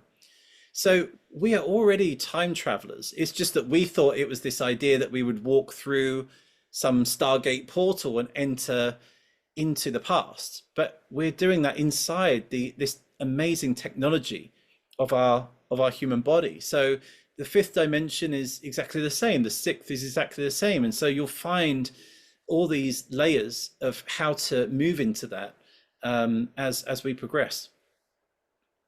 I love it. I mean, I could go on forever with you about that. Even now, I feel like what is the whole thing? There's something really I want to just before we wrap up about yeah, talk about Orion, because I was sharing that the solar plexus was run by the moon, so run by our emotions basically. For and I feel like there's a reversal that needs to happen where the solar plexus is run by the sun, by the original light, and by Orion's belt for some reason, because it's also, you know, where Orion's belt is on the Vitruvian Man, it's the solar plexus, right? So the original sun, which brings us back to what you shared about light and, you know, everything, the light DNA and like the lost octave, I really feel like it's that a different vibration of light that is being integrated, reintegrated into our DNA, which makes our aura or our field shine or radiate in a different way, which is also what opens up to a new perception of seeing and of understanding reality, of being more quantum, with everything that you shared about. And that's also where I feel like this, you know, precession of the equinox and the balancing out is happening with the transition in human design from the solar plexus and the spleen, that balancing out, because both systems in the body have been, I don't want to say hijacked or everything is part of the process, but definitely we have been influenced in the spleen, you know, with the survival brain and all of these things. And so now moving into this more light consciousness, and there's something also why the Orion constellation, I think, needs to be reintegrated in the body. So I don't even know if that's a question, but I feel like there's something why I have these things and you sharing about the 14th zodiac that I wanted to kind of end on. Yeah, no, I mean it's perfect actually because in the star codons, so with the Lost Octave, of course we're using 72 gates. We don't use a body graph or anything like this. So in the star codons, I wanted to create something, speaking about the central channel, I felt like the DNA was connected to the spine, right? The 33 vertebrae of the spine, this Christ number. So I managed to map out a sequence in the hexagrams, and this new sequence in the hexagrams allowed me to align it up the human spine. And when I did that, it allowed me to map in the hexagrams into the body, into our own spine. So that's revealing brand new connections of where hexagrams and what organs they're linked to, what their functions are linked to. So that's kind of like gives a new view that it's actually a lot about the throat chakra activation. So yeah, I know that sort of human design say about the solar plexus and everything else, but for me it's more about the energy, the Shakti, now moving through and now coming into the throat chakra and purifying the throat chakra. And of course, that is the center of purification.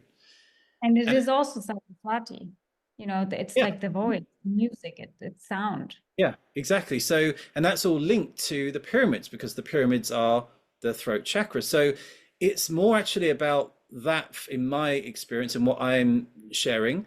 But going back to the solar plexus and the sun and the moon, well, the moon rules the sacral because that's the feminine waters, the womb. And then so then you got the solar plexus, the sun, and then the moon at the bottom. So those two, it's like the sun and the moon. And I think that as we are now, I share in, I've just shared it actually in the last session, is that it's less about the sun and moon and more about solar and lunar. And the Yeah. difference between those two is like there's emotions and then there's feeling. And they seem the same. To anybody else you speak about them, we use them interchangeably, but they are different. Feeling is in the moment and what's being present, and emotions are what has been in your field and what gets triggered. So the same thing with the sun and the moon, although that they're like the physical objects, but really the consciousness or the essence, the purity of them is solar and lunar. So I think that the transformation that's happening inside the body is trying to find the very essence of everything, the pure energy of it. So it's not sun and moon in here, but this is the solar energy of you. This is the lunar energy of you. And then that's when they're working together in harmony, that's like balancing the left and right hemispheres of the brain. It's like a pole shift at the solar plexus sacral area.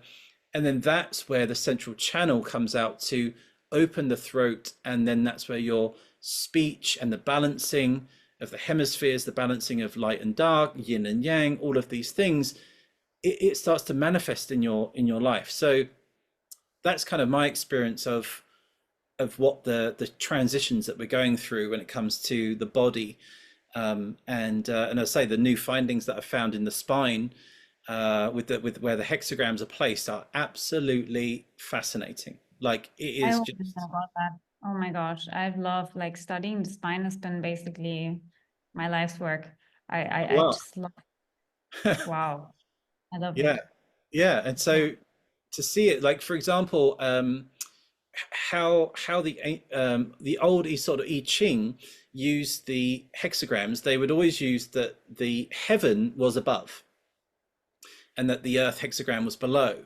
And so they had these sort of ideas of the Tai Chi, the energetic movements in the body would be the sort of heaven was above and earth was below. Well, what was interesting is that the pure yang is at the very base of the spine.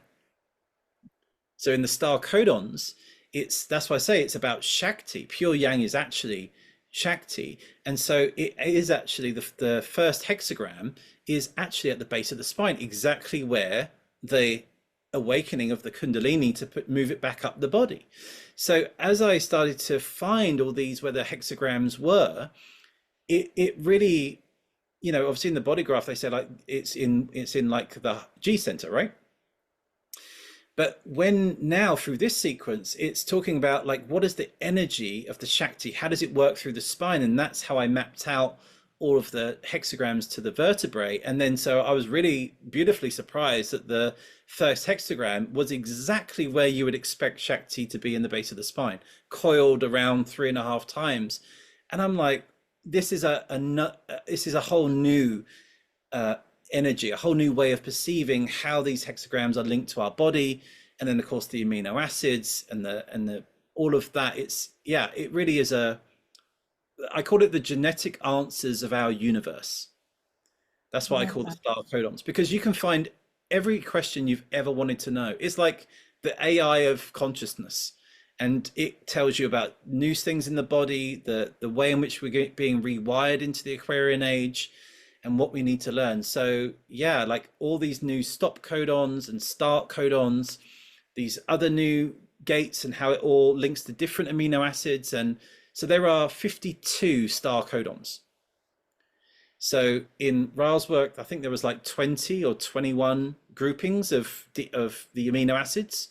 Where in the maternal DNA and that there's over double, so there's 52 of them.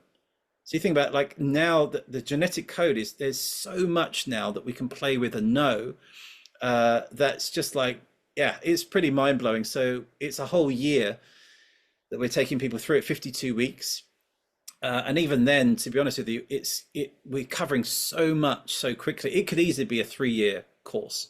There is infinite amount of things in there. So that's what I'm currently doing every week, and finding new discoveries literally every week. And I'm sharing what I can on Instagram, and that's all these other things like with Robert with the King's Chamber, and marking all the star constellations in there, and all of these things. It's just yeah, it's such a great time of creation and sharing. Yeah, I mean, I'm excited for when Uranus moves into Gemini. I feel like you will have even more blastings of information coming through for all of us. So thank you for all the work that you do. I will obviously link it all down below in the show notes, and I'm excited that tomorrow, literally out of the blue, in a way, your book finally arrives me. It's been in my field for so long, but it was hard to get into Dubai because of shipping. And then a friend of mine visits me from Germany, brings it on, and it literally happened in in lightning speed. I'm like, okay, it's been delivered, everything or in divine timing. I know one person in Dubai who has it, and she always said when she's traveling, she can give it to me. But we never ended up, we had a lot of conversations about it already. And she always said, like, you need to read this book, you need to read this book. I'm like, yes, I will, but I can't get my hands on it. She's like, it will find you when time is right. And I'm Yeah. sorry I can't give it to you because she's in a rabbit hole with it. So now I can. Ah, so great.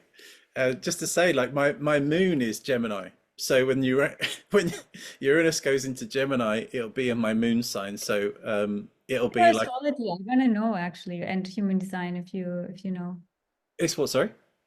Your astrology and human design? What is it? Yeah. What is in my what my gates are? Yeah, your human design and your astrology, so your top three. So I think you're an Aries sun, right? No, no, Pisces. I'm 22. Oh, Pisces. Yeah, Pisces, Gemini moon. What's your rising? Sagittarius, gate 9, hexagram 9. So the moon is 35. Yeah, so 22, the 35, and the 9, you could say. And so, yeah, so technically in human design, I'm a manifester. I'm a 4-1 manifester. And it's kind of interesting because obviously I didn't really know anything about human design when I was doing all of this. And on the Star Codons course, the person that I'm doing it with, that she's coming on board is Bella, and she knows all about human design, and she's been with it for many years. And so yeah, it's been interesting learning about from that view. And she's like, oh, you have the fixed cross, and I'm like, yeah, I don't know what that is, but but yeah, she's like, Very destiny for a manifestor. You need to inform the collective and then, exit. You've done your job. yeah, that's basically what I feel like. I've come here, find some codes, give some things, go, here you go. This is all what I found, and now you journey through it and have fun, you know? It's like a star map. It's like here's a star map, and then go and have some fun. But what is your sun or your three? I'm Leo sun, Sagittarius rising, and Capricorn moon in Ah, Western. what's the Leo? What's the Stargate, the hexagram? 7. That's exactly where I wrote the book, The Lost Octave, under. Yeah, I know. I'm August 10th. So I'm kind of like, yeah, Yeah, lion. and Seven. that is the first of the higher octaves. So hexagram 7 in its next octave is 65. So that was the first one that I found, because when the transmission came, I was like feeling all of it, and I'm working it all out, and I'm like, where are we at the moment? And I'm like, oh, we're in 7, and I'm like, oh, well, this is the 65. Literally is like so. No wonder it found you in the end, because it's so base, and that's when Venus entered Leo in that synodic cycle, and so in 2023. And so yeah, that's this whole idea of the Leo lioness queen. But yeah, so 65. I think if I was to anything, I would start with that one, and then opposite that in Aquarius is the 66. So that's exactly what we're going through at this time, is that from ancient Leo to into Aquarius. So yeah, kind of perfect why why this book will resonate with you. And I'm also 7.6, which always means, in human design that you would move to the next one, because the 6 is the last line. So it's kind of like a maturation. So it makes sense that I have to move into the next, which would then be the 65. So I Yeah, get so it. in the wheel you'll see it. So you have 65 actually comes first. That would be in the place of where 7 would be. So and there's 7 lines in the 65. So yeah, you'd probably be more like you'd literally be a 65 in the Lost Octave. So yeah, it's like and they're like, I say they in a way, although they're in that wheel, they really live in the next octave up. So Yeah. if you've got placements there, and of course then your super partner would be 66. So really it's about that, you could say that your destiny, your whole point of is be able to see the next layer of humanity, like what it's going into, and sort of those timelines of the past and the future. And that's the star law of the Grail, the Holy Grail. So, which is, you could say, well, what is the Holy Grail? Well, essentially, it was the symbol in the stars is the cup, the golden chalice.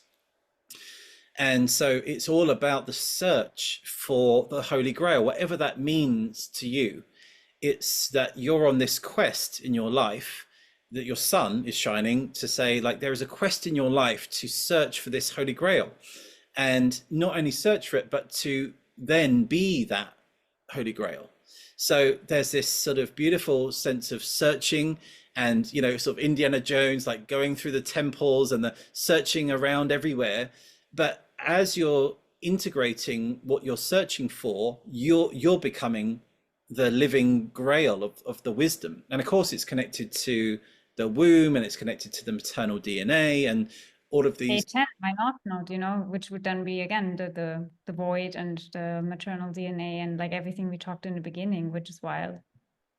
And then so in Aquarius you have the silver chalice. So you have the silver chalice and the golden grail.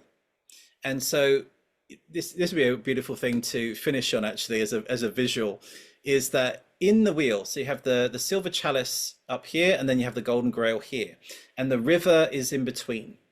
And so as we turn the wheel, as we go round the year, they're pouring from one to another, right? So as it continues around and around, they're forever turning, and that's the temperance card in the tarot. We have the two chalices and pouring the alchemy to create the alchemical gold. And so that is this whole motion of what us as humanity is going through, is that we are alchemizing the silver and the gold to make the philosopher's stone. And the philosopher's stone is the love of Sophia, right? So that's what philosopher means, is the love of Sophia. So as we're alchemizing between the silver and the gold, the male and female, however you want to describe it, that is mixing the alchemical gold of eternal life, of our immortality. And so that is exactly the star story of your natal chart. Wild. I mean, yeah, through human design. I mean, I made some connections and dots and everything, but to just see gate 7 leadership support and like all the things, I'm like, yeah, I know I'm meant to like guide people. I'm a projector, guide people also through my voice because I'm a projector. So okay, I get it, but something is missing because the things that I'm interested in, it's more like going into these deep rabbit holes and like uncovering the mysteries of the universe and things like that, through sound, through vibration, through like the fabric of DNA and stuff. And I'm like, how, it doesn't do am I meant to be a scientist or teach or whatever, I don't know, like I'm just following the breadcrumbs at this point, but it's exciting. Just to say that the word for in the quadrinity, the word for the 7 or the 65 is omnipotence, right? So that's really the higher octave of Leo is about omnipotence, right? So there's this like all knowing, this all potent energy. And so as you raise the vibration, then you're connecting into all of these fields where it's like, I'm interested in this and that and all of and I'm connecting all of them. And so that is really what the highest essence of Leo is about, is the full illumination of the sun and all of those solar codes linking into the Aquarian age. So what an amazing placement to have. It's so perfect for the Lost Octave. Yes, definitely. I'm excited now. I'm even more excited to dive into the book with the connection to my birthday. And I will literally tomorrow probably spend all day reading 65 and only go back to you with all the epiphanies that I have or whatever. Yeah, it was so good to talk to you, and hopefully we will have another conversation at some point, because I feel like this year is going to be a big one for all of us, and we need to talk about all the things that we come up with. I think it's so important. So you are running the course. Is it something that is closed, or is it like everyone can join whenever they want? Because you mentioned it's like for a year, or does it matter when you join? Yeah, so we opened it in November and we kept it open. Now that if you want to do the course, then we've already done like maybe, you could probably catch it. It's like 40 hours worth of like, all going through all of this. And but yes, you can join now if you wish to. You can just see it on the website. There's introductory videos that you can watch that explains about everything that we cover and everything. But yeah, you can join at any time and come into it. You're more than welcome. It's a beautiful group, about 52 people, funnily enough, for 52 star codons. About 52, of course.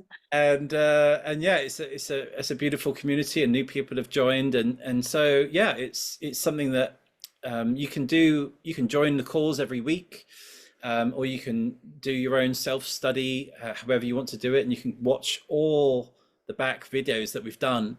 And so yeah, you'll be filling up notebooks, like real absolute notebooks worth. It's just tremendous, and I'm so pleased that I have the opportunity to share this kind of out there, and to take people through this, and revealing also some of the secrets that haven't been found in the maternal DNA and the hexagrams. And it's just yeah, it's a beautiful adventure. So yeah, star codons, if you want to come, and then if you want to find out more about the star law, then obviously that's the Lost Octave book. And yeah, I try and put out as much content on social media and on the website to try and navigate some of these new terms and this new wave. But I feel adding in the star law into that rave mandala, into the hexagrams, it's really, for me, it really brings it into life.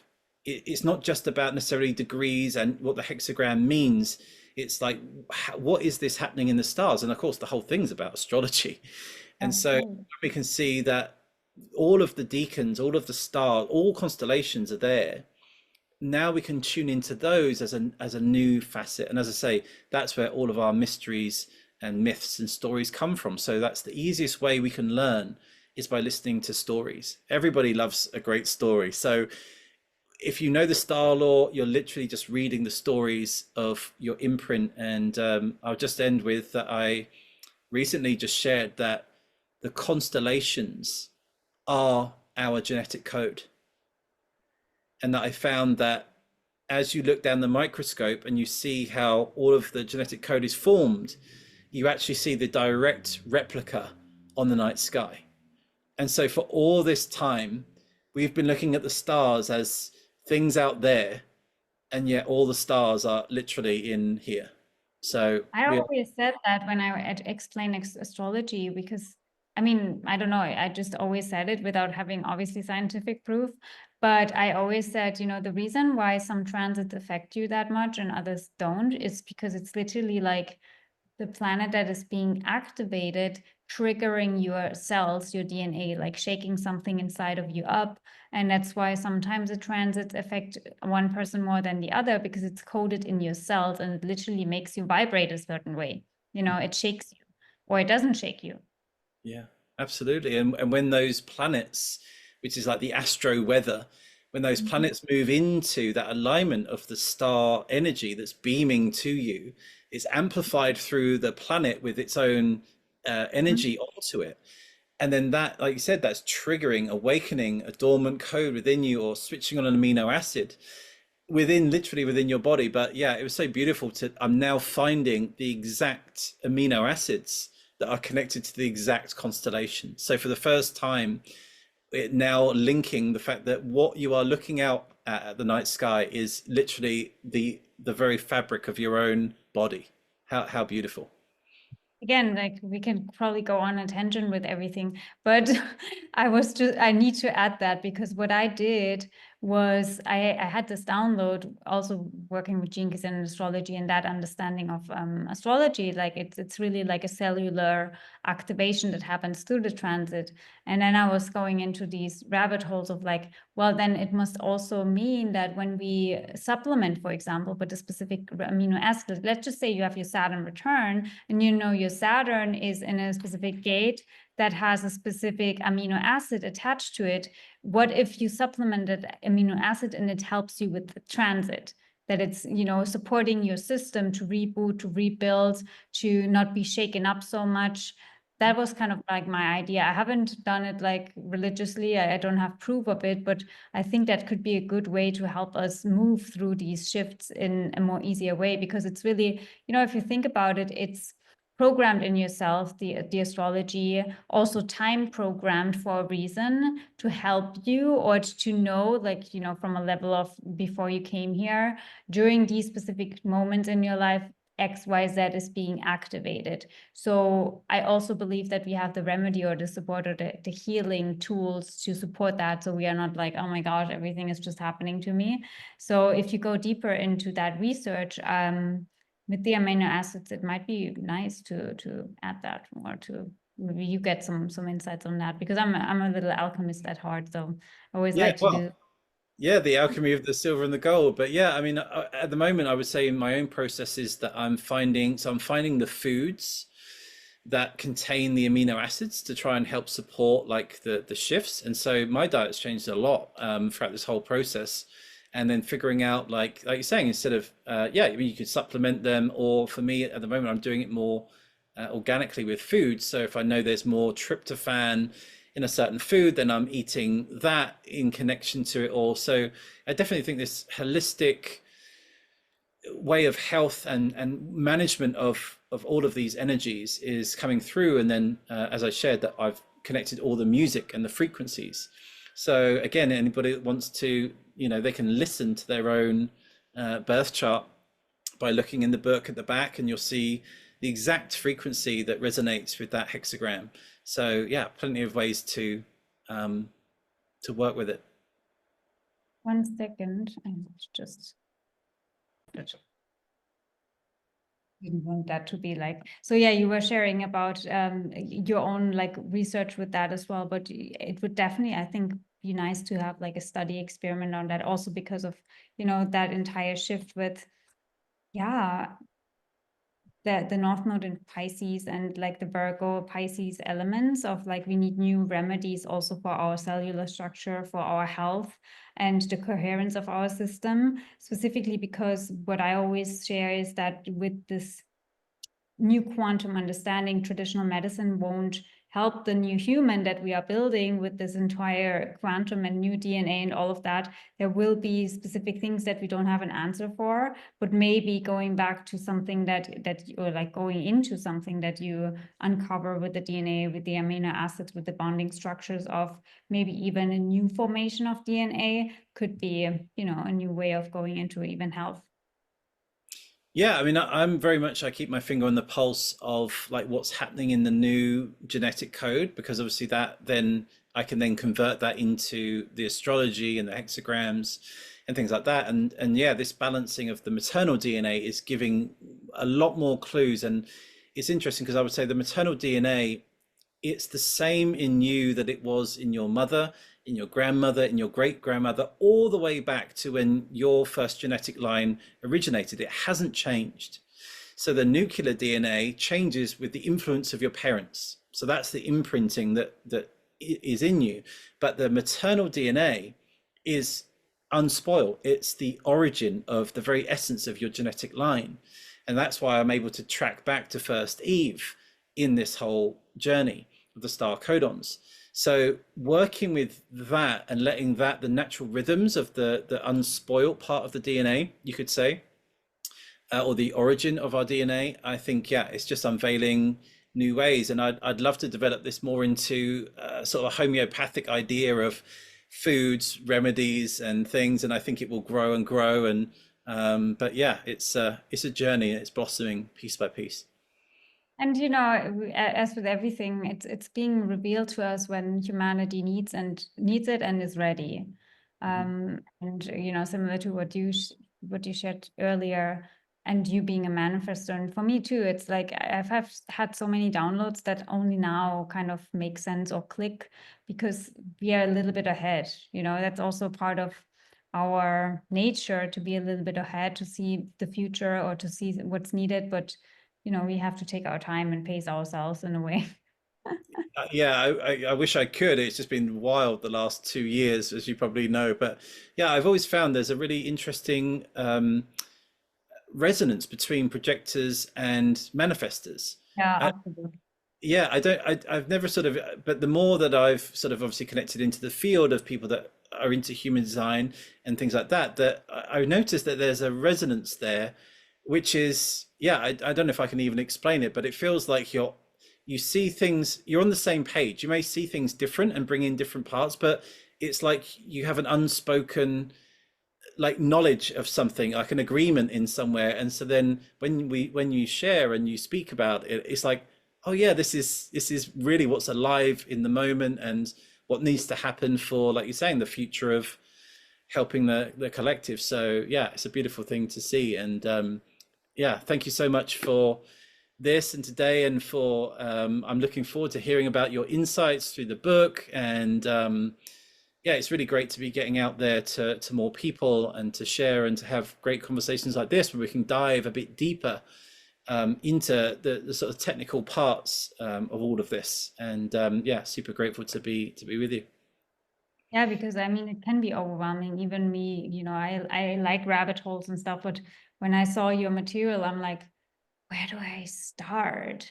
It's so much, and that's yeah. Then I didn't start, and then it came. Usually how it happens, then it comes into your field over and over again, and then I'm like, okay, divine, I'm listening. I'm going into it. Okay, another rabbit hole you put me in. I'm down.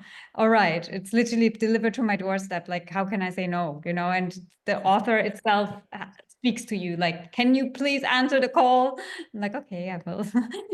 So I'm excited to see where it leads me and where it leads us, and obviously keep you posted. Thank you so much for your time. I'm pretty sure we will be back with another rabbit hole soon. Yeah, And yeah, definitely we'll link everything and also put it on YouTube, obviously the podcast and some snippets on Instagram, so we can all find the highlights everywhere, and invite everyone to go into rabbit holes themselves and share with us what you uncover and the epiphanies and downloads and synchronicities that pop up afterwards. It's always fascinating. So thank you, Robert, and I hope that you are back very, very soon.